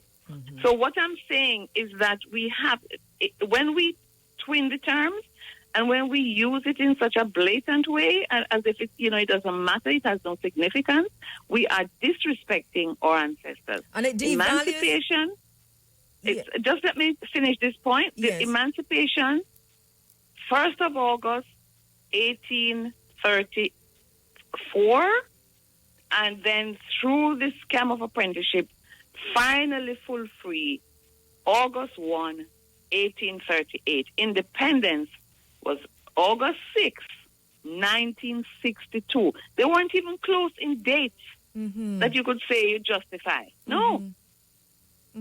So that's the first point. So that there is an attempt here, it would appear, to devalue, and denigrate to me the emancipation itself, considering that this would be the one of the most important dates that we could ever recognize as a people on the island. Yes, go ahead. Yes, Go yes. ahead. And it is not the first time, as we say, but I'm not talking about the more recent, 21st century attempts. If we go back into history, we see that only the freed people in their own way celebrated between 1838 and 1893. Mm-hmm. Only in 1893 was there an official recognition and introduction of Emancipation Day as a day to be celebrated by the entire country. Mm-hmm. Then, come 6th of August 1962, it was discontinued. Emancipation was discontinued. The celebration of Emancipation Day officially was discontinued and merged with Independence Day. So, no, it is true that there's a link between emancipation and independence because several workers' protests and several protests and activism led to independence, linked to the history and the unfinished business of freedom and disconnection from the imperial power. Mm-hmm. But activism by the late Rex Nettleford and other Pan-Africanists ensured that it came back in 1997. Mm-hmm. The law was actually passed in 1998, but under P.J. Patterson, former Prime Minister, it was reinstituted in 1997. Remember Emancipation Park constructed after that with a Dinka symbol. Yes. And so there was an attempt to recover. Vereen, I want to draw a line here because you know, we are, yourself and myself, we have been written out of history from left to right here in Jamaica. Oh, absolutely. Absolutely. The struggle for the Emancipation Day to return as a national holiday was a fight among activists on the ground. That's what I'm saying. Yes, Rex Nettleford and other activists. Yes. Sister Minnie, myself, Carl Young. That's right. Sister Pete. There was the demonstrations. Lakim Samaj. A whole range of people. But when you look at the official description by, say, the National Library of Jamaica, or the process that led to 1997, you only see one name, I know. Yeah. And the thing, but we'll have that discussion another time because, we are living history. So we'll have that discussion another time. But let us go back to this then because there has to be a thinking, and I'm sure you've seen the proposal, and I really don't want you to speak on behalf of the PSOJ. But what is it that they're asking? Well, from my understanding, they are saying that productivity is affected. They want one weekend.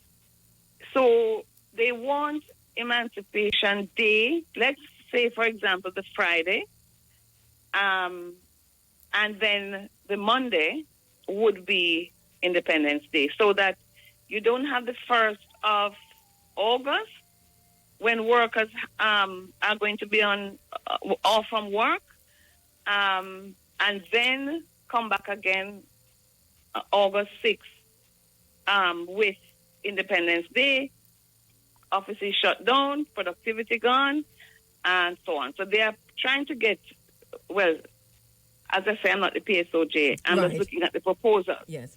And they are also saying, because I heard them speaking about it, they spoke with me about it on air, they are also saying that tourists, visitors who are coming in, they don't want to come August 1 and then come August 6.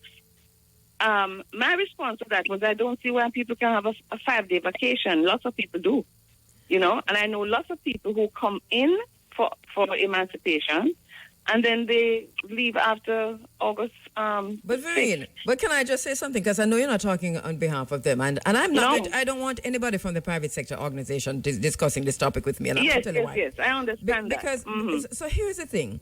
But let me continue. Let me just yes. finish based on the other point that they are making. They made the point that they honor the emancipation, their independence, and they are not trying to denigrate it. That's what they say.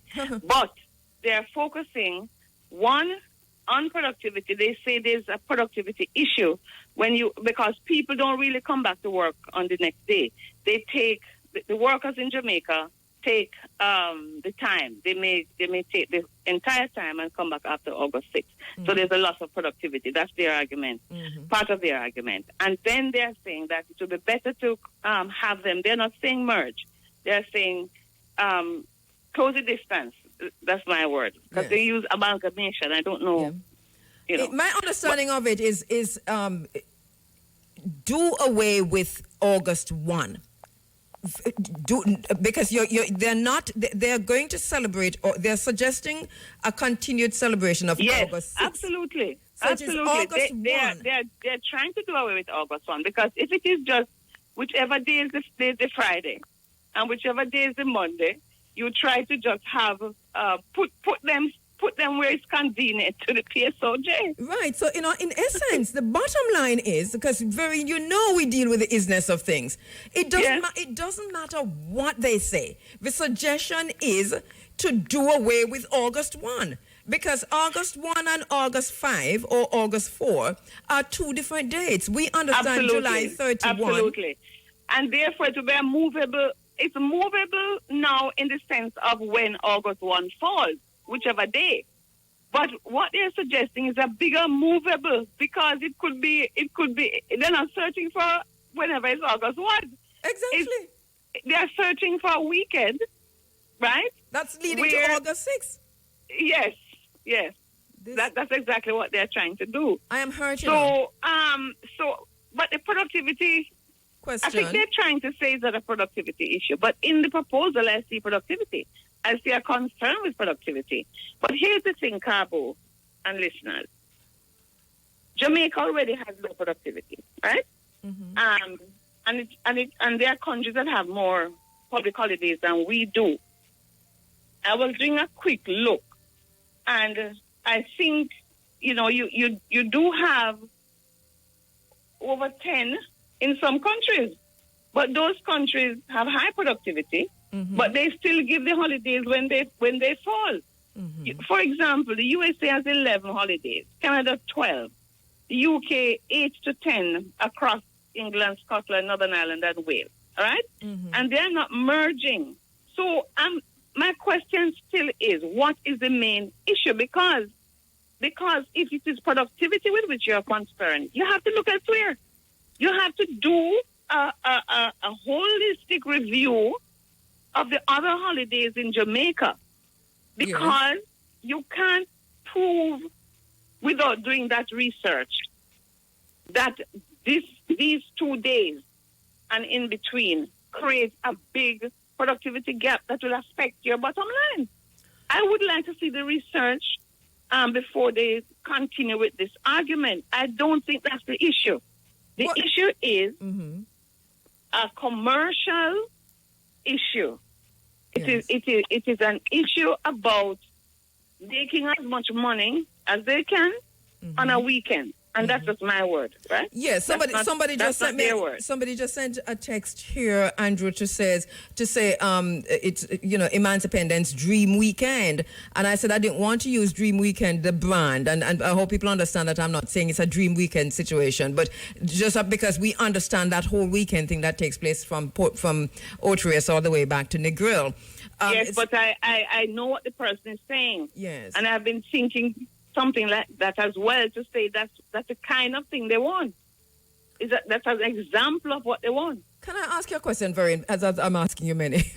The audacity of it, because is it that the private sector, or do you think, from where you stand, that it's a matter of ignorance, or there is a deliberateness about it, that they just do not? I don't think it's actual ignorance. It's a willed ignorance. Is the term I use. It's a willed ignorance, and then they are piggybacking, or they are using as justification two or three polls. Well, one poll 4 years ago, Don Anderson poll, and then their own internal poll, and they're using that as justification, as strength for their argument. Have you seen the polls? Any of these polls that they're using? Someone sent them to me. I'm not looking at them right now because it's on the same phone that I'm using. Okay. But can you remember off the top of your head if the questions, because you are a researcher extraordinaire. Here's the thing, I've asked that question. Yes. I've asked, so what I want, it's not just so much the question. Oh, they asked them if they would agree or disagree with the proposal that there should not be two separate days separated by several, and we can refine that. I'll look in a while. Yes. But so would they support the proposal that this happen, that you have you close the gap between emancipation and independence? And the people they polled by age range, by I'm calling it class. And also by, what was the third? There was a third criterion that they used. Age, gender, male or female, and also, it seemed to me class. But I'm saying that I don't know who these people are. I would have to dig deeper, and I've been asking to see the content of the poll. For example, where do people come from? What are they black people? Are they private sector people? The methodology was are they foreigners? Random. I mean, yes. how was this done? Which community they went into, for example? Where did they find these people? Right? And was there a question in the mix about the understanding of Emancipation Day, what it was as opposed to them? No. I didn't see anything like that. I didn't see. It was purely quantitative. I can't find the qualitative behind it, right? Because when you poll sometimes to get the answer you want. Of course, of course. I mean, that's what surveys are. That's what surveys are. I mean, we do them all the time. What I've heard from the PSOJ is that 90% of their private sector people, their internal poll, they support it, but that's not a surprise. That's not a finding. I'd also like to know the makeup racially of the 90%. Within the 90%. Yes. Well, we don't have that information. We'll have to dig further. Well, I've been researching the PSOJ. That not the people at the front, but the people who are really the owners of Jamaica. Yes. And then there's I would, and then there's the general Don Anderson poll, which I think it's over 60% though. Yeah, 62 I saw. But Vereen, the thing about it is that we are not going to pull ourselves back into slavery. We're not going to pull ourselves back into no kind of oppression. But the argument there, because I said I can't see the government of Jamaica agreeing to this. That's what I said on air. I said, I don't know, of course, but I'm saying I can't see it happening because surely the government would understand that whether we are polled or not, they have a responsibility to lead with social conscience. Of course. You see? Of course. So that's what I'm saying. But the argument I heard presented to me by a member of the PSOJ is that how can I dismiss the wish of the people of Jamaica? Well, I don't know who these people of Jamaica are, and therefore, so they're saying we poll all the time, and we act by the poll results if the majority move for something. But I don't think this one should be pollable. No, that's the point. It's like polling on the Holocaust. Can you do a poll? How can the private? And this is why the public-private partnership. I told you, this is a crazy business, Because here's the thing: there will be nowhere in Israel or anywhere in the world, even in Jamaica, will the private sector organization take a poll on whether or not the Holocaust is to be remembered? I really find it offensive. It is. I find it offensive that they would dare to do this. And why they don't pick on other holidays, Kabu? Well, because I don't know if Good Friday and Easter Monday and Christmas and Boxing Day and National Heroes, well, I hope they don't touch National Heroes Day or right, Labor Day. But there's so many other religious holidays, especially around Easter time. They don't touch. They are saying that this is the only one that is so far from the other one. So what? The other ones are not merged. The other ones are not close either. I think this is what I think. If this were a situation, if this was happening with the Jews, I'm going to go back to that because we can identify. You know what would happen? It would be anti-Semitism, but also at the end of the day, members of the private sector organization would have to do a sensitivity training with people like yourself. Yes. But the other thing the point I've been making publicly, and you touch on the issue of education level, sensitivity to the issues, ignorance, that kind of thing. I think the country is moving in a direction which would allow those poll results to happen.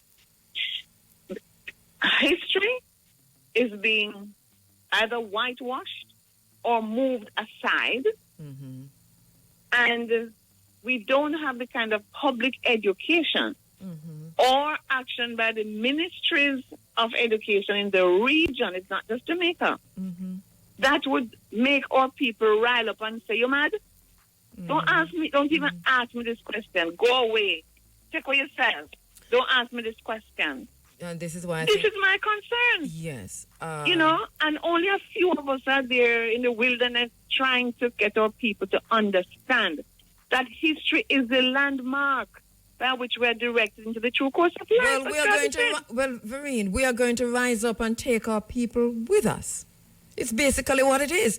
Because if you remember, you carried us, you were with us on the entire In Search of series, and the reason for that, and the role that the University of the West Indies, youth through the UA and the Jamaica National Heritage Trust played, there was just people wanted to learn, wanted to know. I remember when you sat at Bedward Street, and the river, at the river behind Judgment Yard. And the people who gathered around. So because you deny the people, because you denied our children, deny our youth access to this information, access to knowledge read through history, through high school and so on, you make them pliable to polls like these. But that's what I'm saying. We're not preparing our people to reject even the idea that you would ask me a question like that. And so I am asking myself, what is going to happen? Because if every 4 years is going to be tried, by 20 whatever, maybe no one knows any history. If it's going the way it is going now. Yes. You know that the history department, for example, with Professor Beckles, they have it on the reading list. But from what some of the students tell me, they are not on the list of books that students rent. They're not compulsory. Yet these are the texts: liberties lost, freedoms won. These are the texts which are a vision, our side of the story, but they continue to use other books. And as I said, some parents still buy those two books and the children are using them.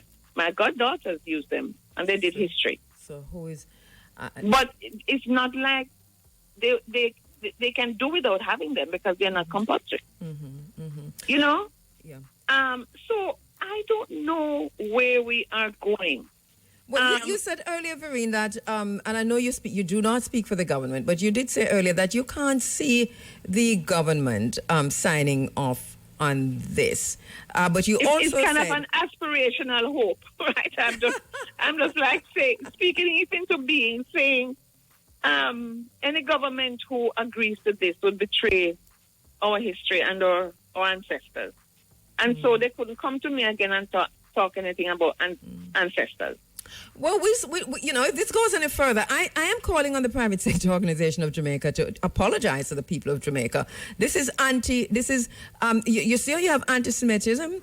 This is anti-blackness, anti-African, and anti-masses of the Jamaican people. This is just anti-everything. And it's slavery denial. It is emancipation denial.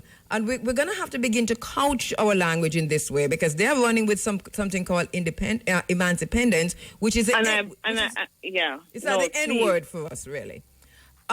It's really, when all of us are watching some of the things that are happening internationally, in the UK, in the USA, with this opposition to critical thinking, this attack against certain texts and certain courses like African history. And so-called woke culture, so... Yes, it seems to be a trend. And I'm saying we people of Jamaica who believe in believe in honoring our ancestors, we have to speak out. We have to protest. We have to write to our Minister of Education. We have to write to our Minister of Culture to ensure that these things don't happen. We're totally. And I was just making a kind of call to say, don't do it, government. You know what I'm saying? 30 seconds. I know they're hearing. Don't do it. Thank you so much for. Don't take us back to slavery, please. No. Don't do it. No. Yeah. Thank you so much, Professor Vereen Shepherd, as usual. Thank you for your insight. All right. Yeah. All right. Professor Vereen Shepherd there. And I'm sure just the messages coming in that so many people are agreeing with this. We don't know who these people that they're polling, We nobody never polled me. And you can't tell me if them poll you, but nobody asked me no question. Listen up, top drawer, our brother Louis Moiston, and I'm very happy that Louis is online right now. Thank you so much, Louis, for reaching out, and thank you so much, Muta. One thing, good morning, Louis Moiston. How you doing, Dr. Louis Moiston? Good. I'm sorry. Good morning, my dear sister. Yes, I know you. I think your radio is on. I think your radio is on in the background. Okay. Yes. This is actually the TV. Okay. Flow channel 822. Yes. We're okay now. But Louis, thank you for being one of those persons who have been writing about this issue of emancipation, of taking us through the history of how important it is for us to celebrate this day, what it means. It was your article that was my go-to article this morning to kick off the conversation. So I was very happy when I heard from Muta that you were trying to reach us. I really appreciate you coming in. At the same time, let me just apologize to my brother Damian Crawford, who was scheduled to be in this slot, but we had to preempt that, and it's only because the conversation we were about to have with Damian was on education, but it is so we could manage to preempt, and I know that he understands that. So for those who were listening for Damian Crawford this morning, we're preempting that conversation with this discussion with Louis Moiston on something that we think is egregious, something we think is urgent, and something we think requires our time and energy to focus on. So you've heard the latest proposal, Louis, from the private sector organization, their campaign to get rid of. It's basically what it is. They say amalgamate, but when we look at it, really, it's a get rid of Emancipation Day, August 1 as a celebration, a national holiday. Well, I've seen it, and I've seen the previous statement using the word emancipedence. And by the way, the first person I saw use that was Michael Burke in an article. And I said, no, and this was a long time ago, this thing is wrong. Oh. But before I get into the issue, let me thank you for the program this morning. Yes. There is something I would like people to know, that in Trinidad, when they're celebrating emancipation, they celebrate it as an African holiday. Last year it was the king of Ashanti that was there. Yes. This year I noticed the African celebration because because of my interest, I started to follow Trinidad and say, instead of going to Carnival, I probably need to go to Emancipation Day in Trinidad. Yes. And why is this significant? Why is it significant? First of all, let me say this on the cheap side. It is only one day I know business lockdown in America, and I lived there for 17 years. And that is Easter Sunday. There is no other day that interfere with capitalism in America. And I don't see how the underdeveloped capitalists want to believe that Emancipation Day can affect their business. But let us put that aside. Yes. I would like to really shout out to Ross Lyon in St. Catherine, who assiduously, before Mr. Patterson made this a holiday, he would even invite himself to PNP conference to pressure the case for the government to do it. So there's a link between the Rasta movement and the resurrection of August the 1st as a holiday. So yes. I don't remember the year now. Was it 1995? 97. 1997. 1997, I wrote an article that was published while living abroad in the Greener. Why should we honor and celebrate Emancipation Day? To me, it was the finest expression of my understanding of Jamaica's history. Yes. And what I noticed, sister, is that these white people who colonized us, they wanted to have a post-colonial society that they call multiracial. They tried it in Kenya. There's a Caribbean country, and in Jamaica, this multiracial idea of trying to keep down black majority is manifested in out of many one people. Yes. And so that you also wrote in that article, right, that, and this is how you started, there is still a fear surrounding the idea of a real black majority in Jamaican politics. And you go on to say it was this fear that inspired the abandonment of the August 1 holiday in 1962. And this is the article where you were calling again for the celebration of August 1 as a national holiday. Why is it? What is this fear you're referring to? Okay, I just say that I get goosebumps because the fear is rooted in 1865 Paul Bogle uprising. If you go and look at the system of education, three things they said they would do. One, enforce British culture.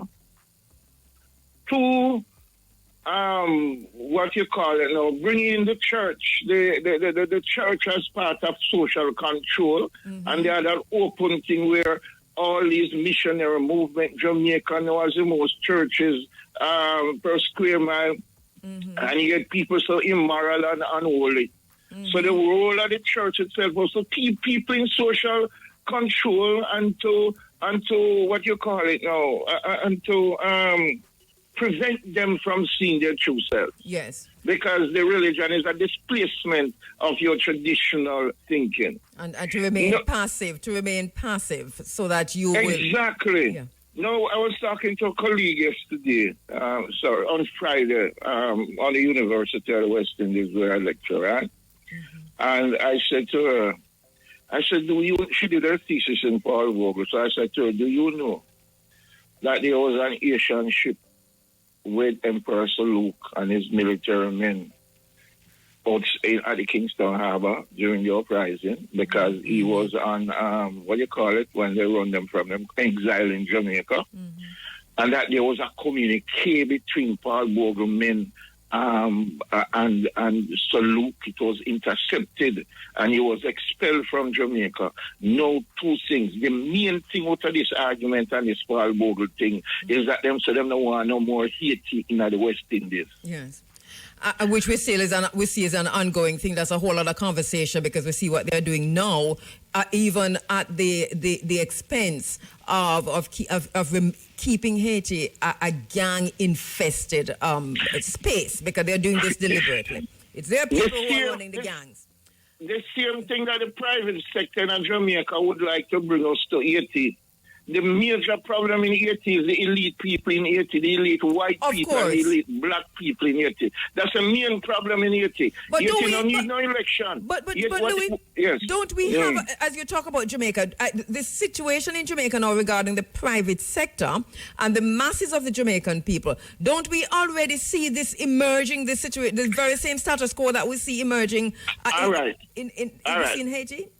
All right, let me finish the Paul Bogle thing and get on to this. There was an educational system that they developed after Paul Bogle. And in it, the man them said, look here, this is no philosophy, this is no history, this is no mathematics or trig or chemistry or physics. This is about social control. So there is nothing about history and consciousness and the significance of the Paul Bogle. But they use the Paul Bogle now. That we are going to do 1, 2, 3 more British culture to civilize the ex-slaves, go to the religion to control them, and education. In 1938, the private sector, through the Gleaner, the Jewish control of the private sector and the Gleaner, had an editorial that they should abandon Emancipation Day. Good? Somewhere around July 29th or August 1st in the Daily Gleaner. So it is something that is coming. And these people are Jews. One time I asked a Jew, because I know wear jacket and tie. I mean, I get a job now because I broke on the American. But tell them, so I can't wear jacket and tie. And they say, well, if you can't wear it, you can't get the job. But I say, look here, you're a Jew. And this is a Jewish organization. I'm more than anybody else who don't deal with the history and culture. And you're going to prize my mind. Should everybody answer me? Good. So, in addition to the white people, and because the thing about it and why we talk about this Jewish thing, because at them, the white people become the largest landowner in Jamaica after emancipation, is that thing them set up because the Jews them were part of the management of slavery, the accountant, the lawyer, and all of these things. And we need to talk about that. And we're not anti-Semitic. We are talking about history. Yes. Good. We're talking about reality. Yes. So what we see now is that the only person at the anti-colonial struggles that embrace the multiracial issue is Nelson Mandela. I mean, I regret to say this. And you see what I do to South Africa. Of course. Before him going to prison. Yes. I mean, respect Nelson Mandela. I mean, I want nobody missing. Listen, Louis, you do not have to qualify it. This is a view of this space. Right, the Truth and Reconciliation Commission of Desmond Tutu, this kind of multiracial rainbow thing of Nelson Mandela was the worst thing that could have happened to South Africa. So the apartheid system is back in South Africa. Those who led apartheid are now co-governing with the ANC. The ANC is on its way out and apartheid is back. And we went through that this morning. So we understand what is unfolding in South Africa. We find ourselves in a similar situation, by the way. Yeah, look here. I went to Zimbabwe in 1980, I think, because I was never in agreement with Michael Manley Lancaster House agreement that the black people should stop fight for them land and go election to get back them land. And I made it public within the PNP sphere as a youth. I remember I was vice chairman of Region 3, and I was broadly criticized for it by the leader and others, but he set me there. And one of the things I realized that white people do not like to lose. So let me tell you this, why your program is important this morning. In 1973, Michael Manley flew in a plane with Fidel Castro and Fabs Burnham and went to a meeting in Algeria. Algeria is the first African country that got independent from the European colonizer by way of guerrilla warfare. Just this week, I introduced my student to 2 important books, and I want the public to read these books too. Black Skin white mass, and the wretched of the earth in terms of theorizing the wretchedness of these people. And at that meeting, Michael Malley spoke and said, look here, we're coming to meet there all the time. It was a non-aligned summit. And we make a lot of nice ideas and things like that. And so look here, we need to make some commitment now. Me and Fabs learned I'm going to go to Jamaica and recruit a guy now with soldiers and send them there. Only from the Isle thing, we don't have all up our money. Put some money in this thing now, man, so we can get the movement going forward. When Michael Malley came back to Jamaica, it was the private sector that took him on. Douglas Vaz from the Manufacturing Association. One other man named Meeks. Another one I don't remember now. But first of all, they must say, well, Michael Malley, I make food cheap for people and to cost them and this kind of thing. And secondly, this was Vaz. And this is in a book reminded me by Leroy Cook, Land of My Birth. And what Vaz said, you're going to meet about you're going to look after black people's struggles in Africa and you have problems in their own country. Good? And you know, she said people are going to start export money out of the country. The destabilization of Jamaica started in 1973 when the private sector decided to develop a political front against Michael Malley. And let me tell you this, sister. We from the PNP-YO went to the two first meetings of the private sector and mashed it up. Because we saw what happened in Chile. Yes. And their third meeting undisclosed and the organization was formed. So this little thing where them are going with, it no new.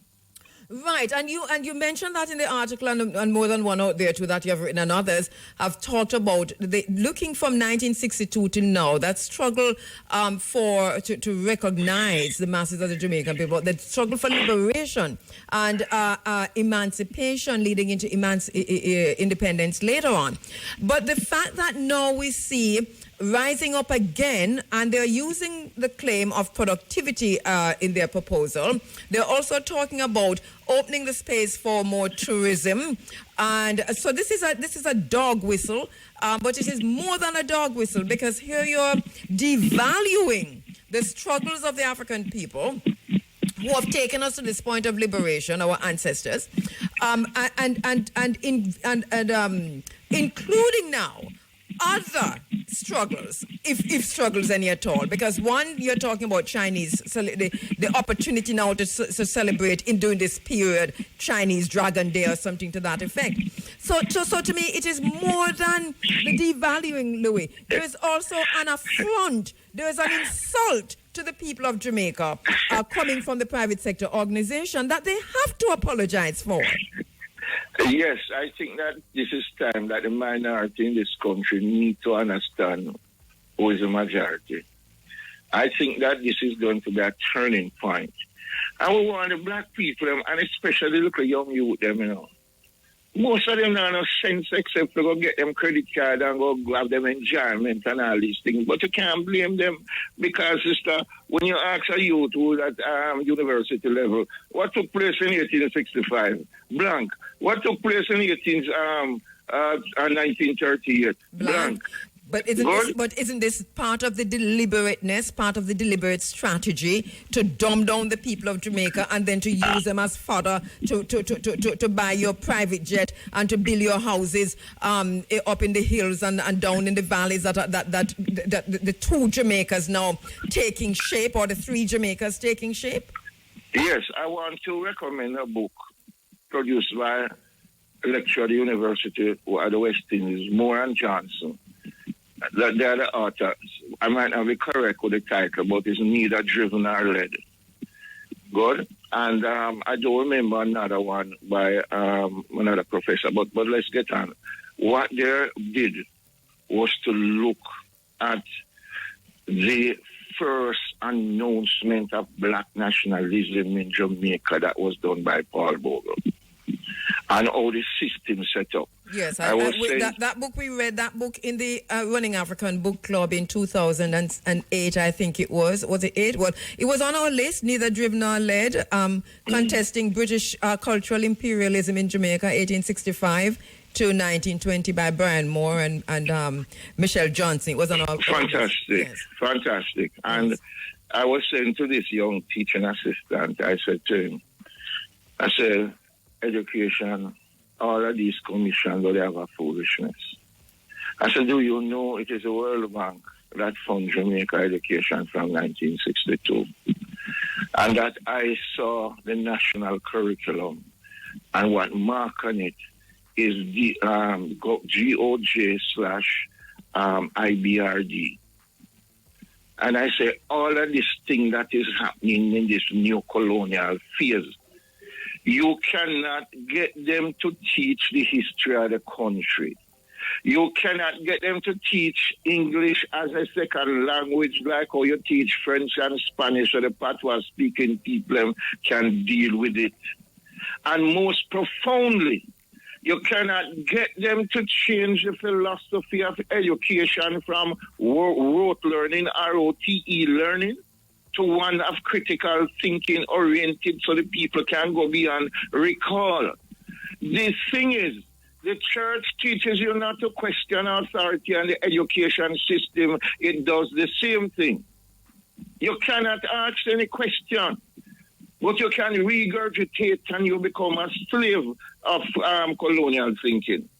And these are discussions that we need to have. When I go there and write it, people probably look for me and say, well, something crazy with this little bullshit, man. What I'm doing? You know, we're going to have the discussions, you know. We're going to permeate the spaces with the discussions, you know. This is a call to action. It is to tell us that we cannot sit on our laurels, or we're going to fight the war. The emancipation struggle. We are already in the ongoing emancipation struggle, you know, because remember, we're losing the beaches, we're losing land, we're losing access to land and the beaches. We have lost almost all the beaches. We hardly can have access to land. We hardly have any access to housing. So that the basic tenets of emancipation are freeing ourselves. We already lose enough of the things and what we're supposed to have had control over. So this that the private sector organization is planning, it's the final nail in the coffin, you know. Yeah, I like what you said, because what we need to do is to have a structure. In other words, something came to me the other day because I'm looking at the world politics, and I write one article and say, look here, I see the difference between the PNP and the JLP, and them not express it. And what we probably need is an independent forum where we can discuss things outside of two political parties, things that's supposed to influence. Because when you look at it, you know, we don't talk no nonsense about productivity. And one holiday business closed down in America. You know, the rest of them are the best sale days. Muta just sent me a note, and he called too to remind me that the time between Emancipation Day and Independence Day, where they say they're losing productivity, is the same time between Christmas and Boxing Day and New Year's Day. And New Year's Day, New Year's Eve and New Year's Day. I want to Easter, Good Friday. Right, so no, but you see the amount of days in between, because you have Christmas, Boxing Day, then you have some days, then you have New Year's Day, you have New Year's Eve and New Year's Day. So they're not losing. So I think Muta pointing this out is brilliant. If it is that they want, if productivity is a problem, then cancel Christmas and Boxing Day. Well, I must say this to you bravely. I am not a Christian. And one of the things I write about is how dear these so-called founding fathers develop a Christian song, Eternal Father. Eternal Father, it was not only Christian, it was anti-communist and everything. And that was enshrined in the Constitution. The next thing, with no regards to black people, is that whipping was maintained as part of the legal system or whatever in the Constitution. The next thing is the language a majority of the people to know has not been recognized as an official language, because it's a slave language created by black people, and the only language that's supposed to exist is British language, which is the language of the civilizing process. I have to go, Louis, but let me just ask you, if you were to speak directly to two groups, one, the government of Jamaica, and the other one, two entities, the private sector of the organization of Jamaica. Go ahead. Well, one of the things I want the private sector to understand is that slavery will not continue. Because under slavery, the private sector has been running. One time, Norman Marley said, when I was asking about the nationalization, he said, yeah, time for it. Because the private sector run Jamaica from 1660s to up to the time. And the thing about it, this Jamaican private sector is racist. They're not interested in building this country like how the rich man in America build America. Rich people in America build libraries and build health centers and do things. Good? Not one school them ever build in this country. That Cuba come here and build several schools, communist and stuff. To the government and the opposition, both of them lose them way because they are not anchored into any form of thinking. They have no philosophy or no historical roots that can help them to guide their policies. And I want to say both to Mr. Wallness and Mr. Golden, we need to go study some history about the country, the history of this country, and make sure we can use it to guide on the policies. Thank you so much. Thank you so much, my brother. One love. Yes. High Commission, Jamaica High Commission was opened in India. We think it is great. That was always needed. Louis Moiston mentioned Algeria early. One of the struggles, one of the greatest problems that we have now as African people trying to move across the continent of Africa and in parts of Asia like India, but definitely in North Africa in particular, is that there really is no route open to us, whether it is to get a visa to go into these countries, because a lot of them still require a visa, or a transportation route, a travel route. I'll talk about that another time, but it is critical, it is urgent. I've been trying to reach the Minister of Foreign Affairs to have her on this program to talk about some of those issues. I think one of the things that we may have to do is to, how you get into Parliament, how you get into the synagogue. Because I think we need to go into the synagogue of Satan to go make this request. It is what it is. Egypt, Tunisia, Algeria, Morocco, what's the other one?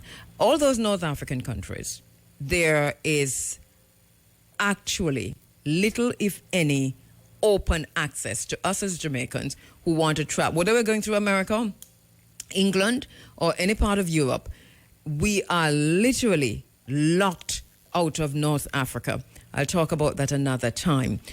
I listened to Professor Vereen Shepherd. I listened to Louis Moiston. And as for myself, I am really disturbed that in Jamaica today, we can have a powerful group of people. The private sector organization is the most powerful group on the island of Jamaica. When you talk about the private sector, you're talking about the Ministry of Economic Growth and Job Creation. That's a cushion, a soft place for them to fall. And they operate within that sphere. Then when you talk about the private sector, you're talking about the people who prop up government. You're talking about the campaign financing. You're talking about donations. You're talking about the people who finance individual members of parliament, ministers, government agencies. This is how it works in Jamaica. So these are very powerful people.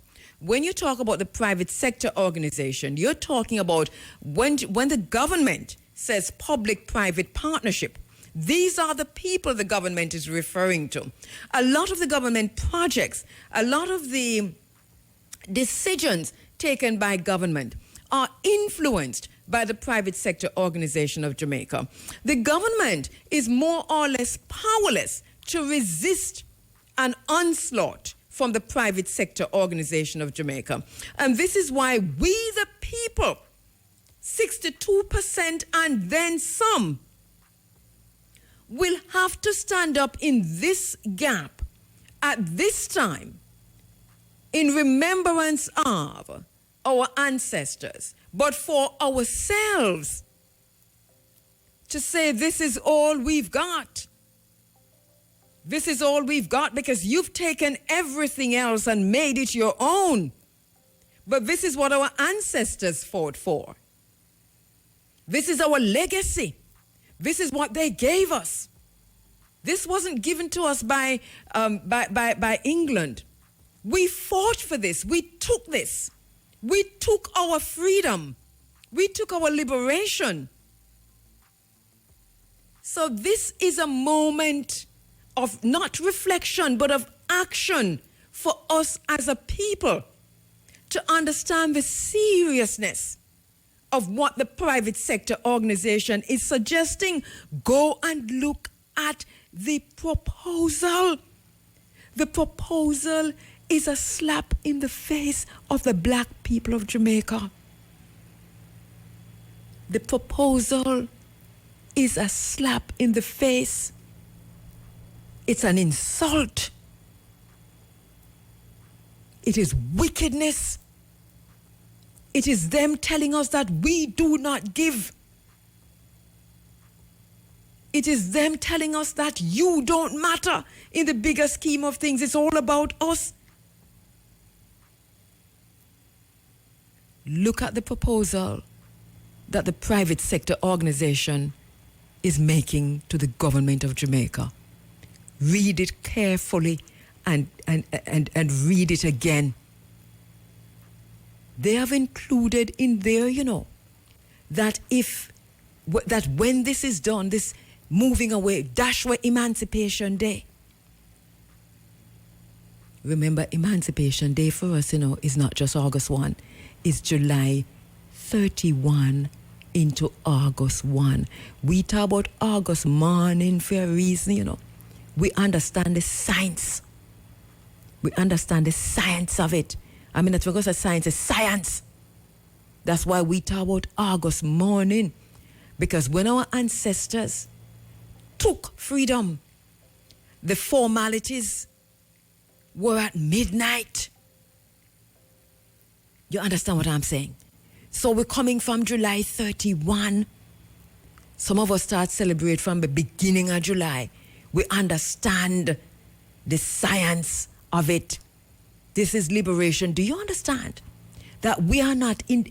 There are many people who are on this island who are not indigenous to this island, For those of us who have Taino ancestors like myself, we can talk about being indigenous to this island. But many of our ancestors came through the Ma'afa, came through the Middle Passage, came through the enslavement of our ancestors. It's an ongoing war through the centuries because those who kidnapped us and brought us like sardines and dumped some of our ancestors overboard and claim insurance for that. The children of those who enslaved our ancestors are now saying to us because they still have the most power. So the freedom is not completed. The liberation process is ongoing. We're still fighting for eat 3 meals a day. We're still fighting to own a home. We're still fighting to own land because the things set away the children of the ancestor of the enslavers, the descendants of the enslavers. They are the ones with the power on the island. They have grouped themselves into a thing called the Private Sector Organization of Jamaica. And in this period, at this time, at this moment, they are raising their heads.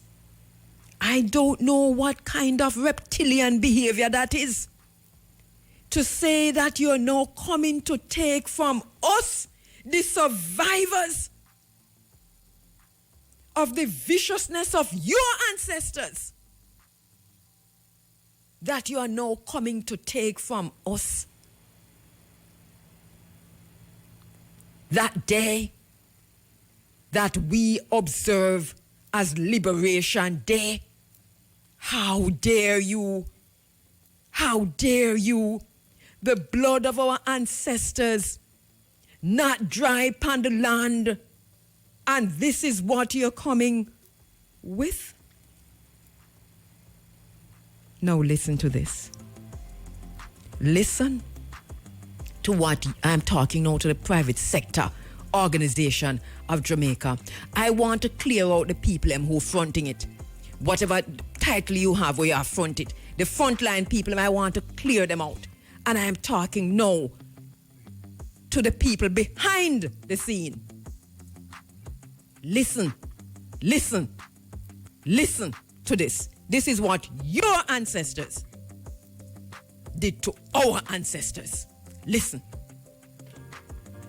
I don't ever slow up, no I don't take shit. I got no love for the fakeness. If you wanna play tough and wanna hate this, I'll always show up.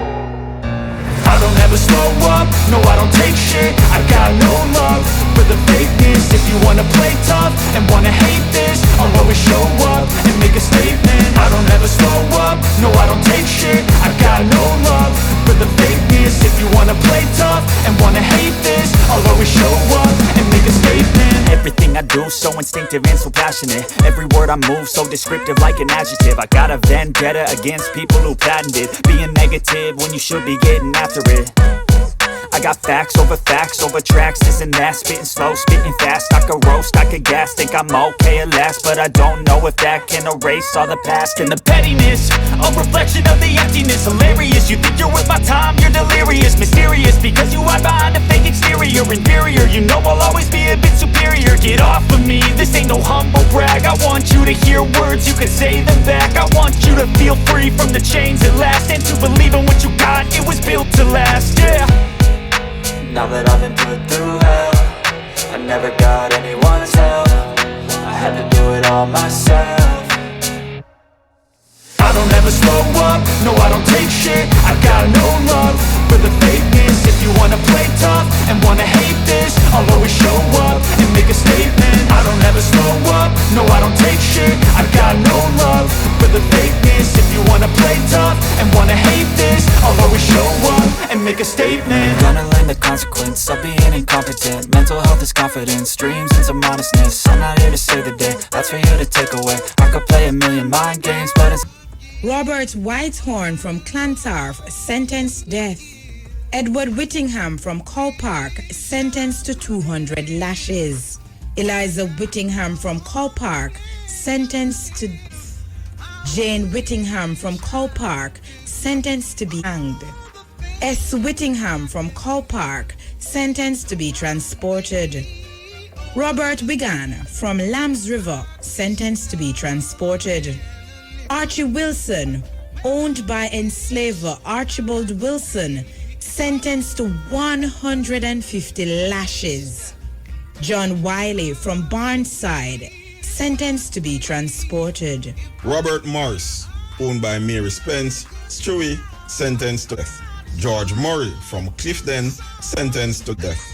Edward Partner, owned by Isabella Partner, sentenced to death. Philip, owned by William Shellett, sentenced to 6 months imprisonment. Henry Cooper from Cow Park, sentenced to death. Henry Cowan from Argyle Pen, sentenced to death.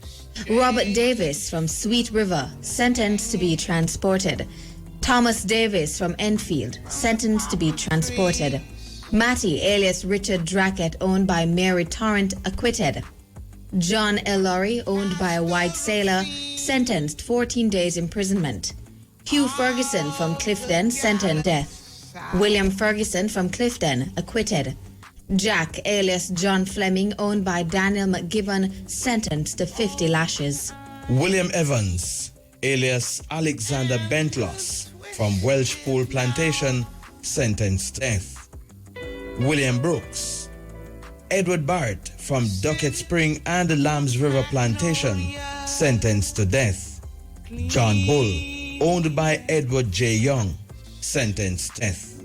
John Campbell from Floor Hill, sentenced to 120 lashes.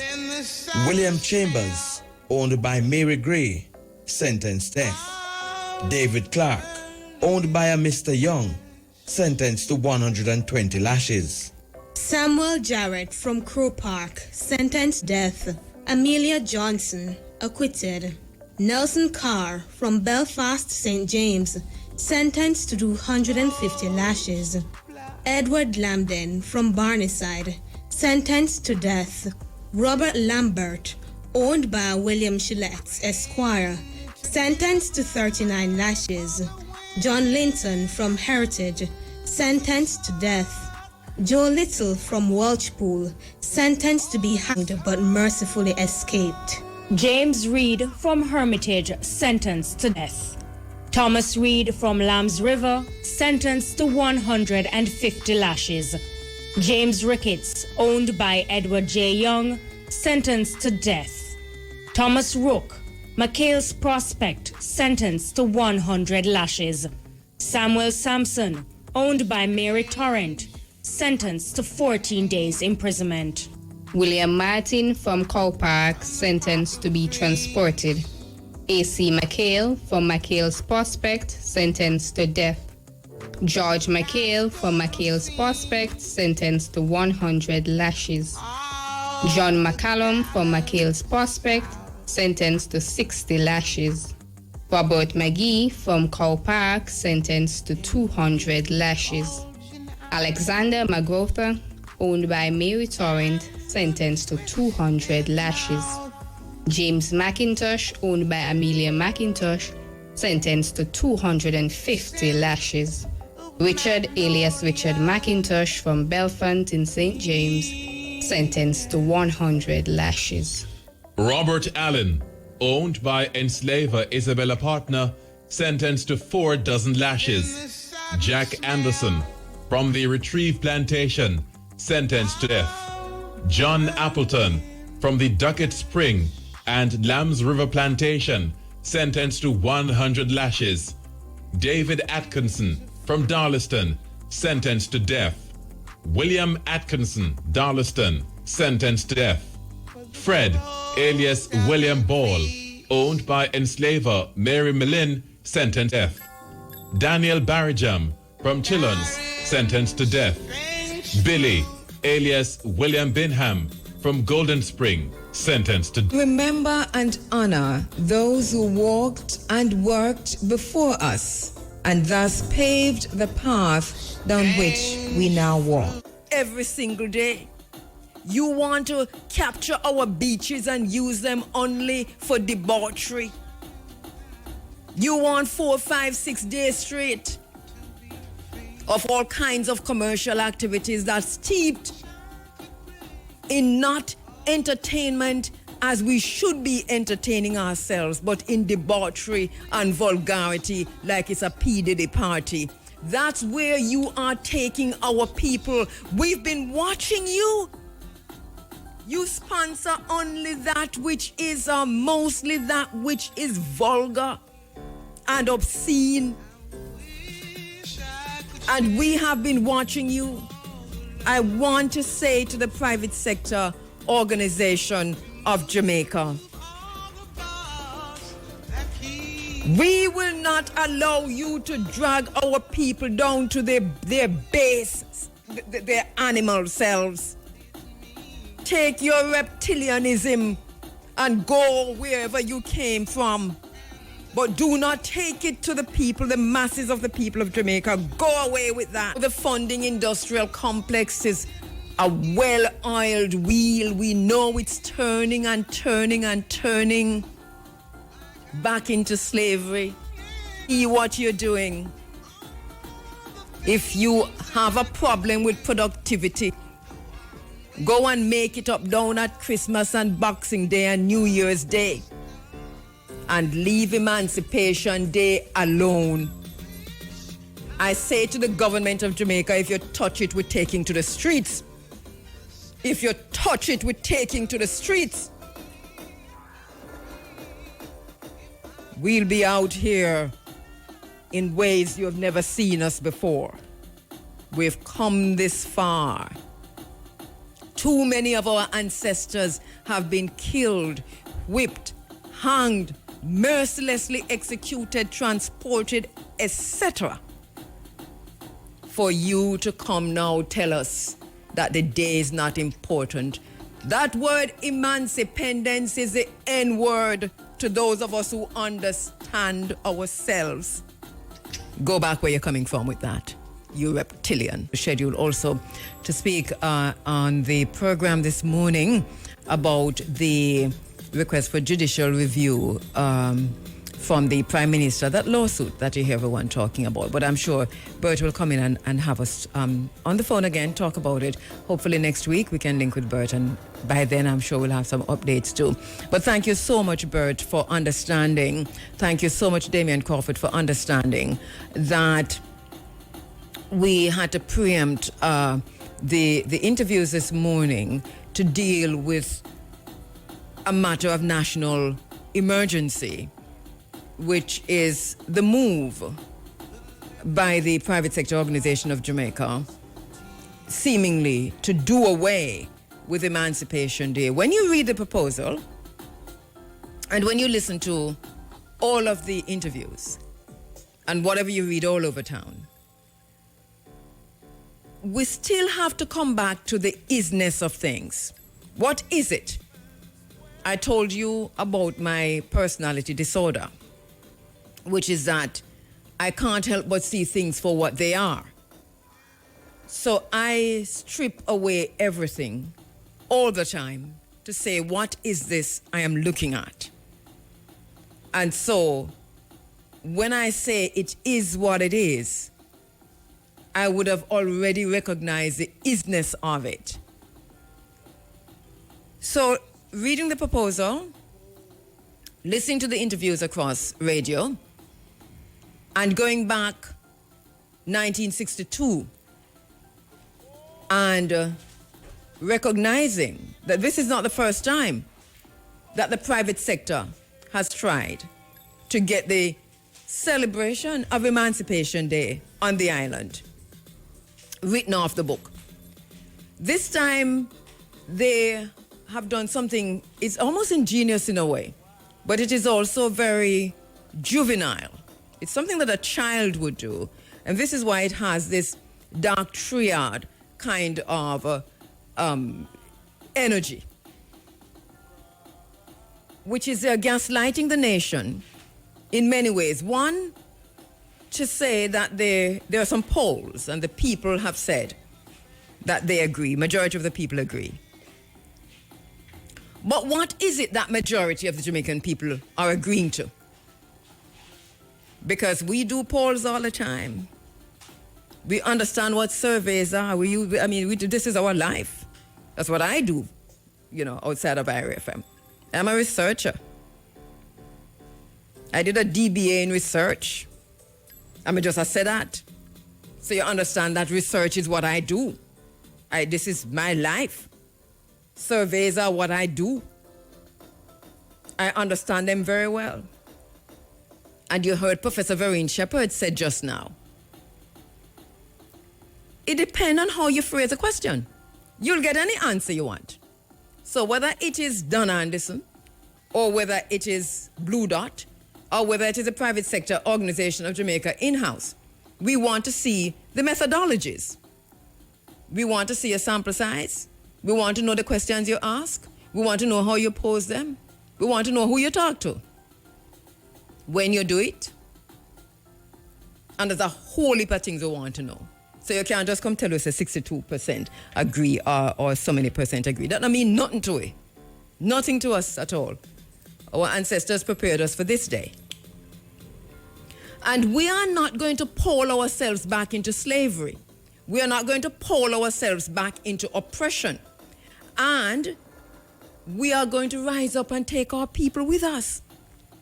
Don't you know that we understand that you have dumbed down our people? Don't you know that we understand that you have made it so that education, or the lack thereof, is such that our people, majority of them, remain surface thinkers? We understand enough things.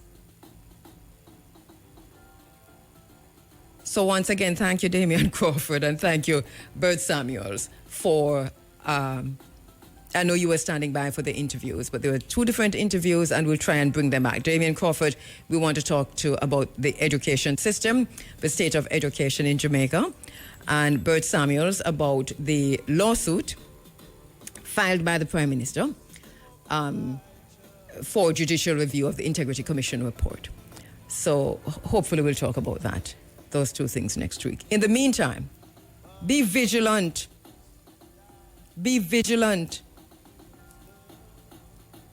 Money and power in Jamaica will make you sell your soul. And even they'll convince you to give up your liberties and your freedom. We know this, we have seen this. Remember Fisherman's Point? Those fishermen were in the studio with me every morning for over a year, almost every morning. Finally bought them out. And they knew, because they came back to say, listen, they pressured us. They knew that people wanted immediate money because their lives were as they were. But if you go down to Fisherman's Point now, tell me where those fishermen and women, where those fisher folk are. Tell me who down there. Me just say that they will cause you to sell your liberty. This is how we're saying goodbye for today. Be vigilant. Be sure about what you're doing. You don't have to have book learning. Remember that book learning is not learning, is not education. We know that it's important. We know that it's important, but our intelligence higher than enough book learning. So if we don't have it, let's not give away, let's not substitute, let's not exchange our intelligence for rice and peas. Let's not do that. Don't do that. Anyway, so this is how we're saying goodbye. Mr. Bigay was just here and he's no longer here. But this is how we're checking out as we make way for Bigay inside of the Sunday sunshine. I am going out militant. My militancy not going to stop right here, sir. Because I recognize that there's a call to action. So I am going out militant, knowing that I have something to do, and I'm going to do it. We'll come back to this space, inshallah, next week. Let us hope by then we have an apology from the PSOJ and a reaching out to those who know for sensitivity training for the PSOJ. Thank you for listening. Thank you for all the messages that have come in, hundreds of them. Thank you so much. My name is Kabu. The Big A is up next. See you next week. Your best friend could have give out your low key. Up find your spot and bust your head in the worst way. Crime never solve a new file in the cold case. Mass man don't cry no fever. Hey, controversy start from the teacher return. Tell the that the comment is coming.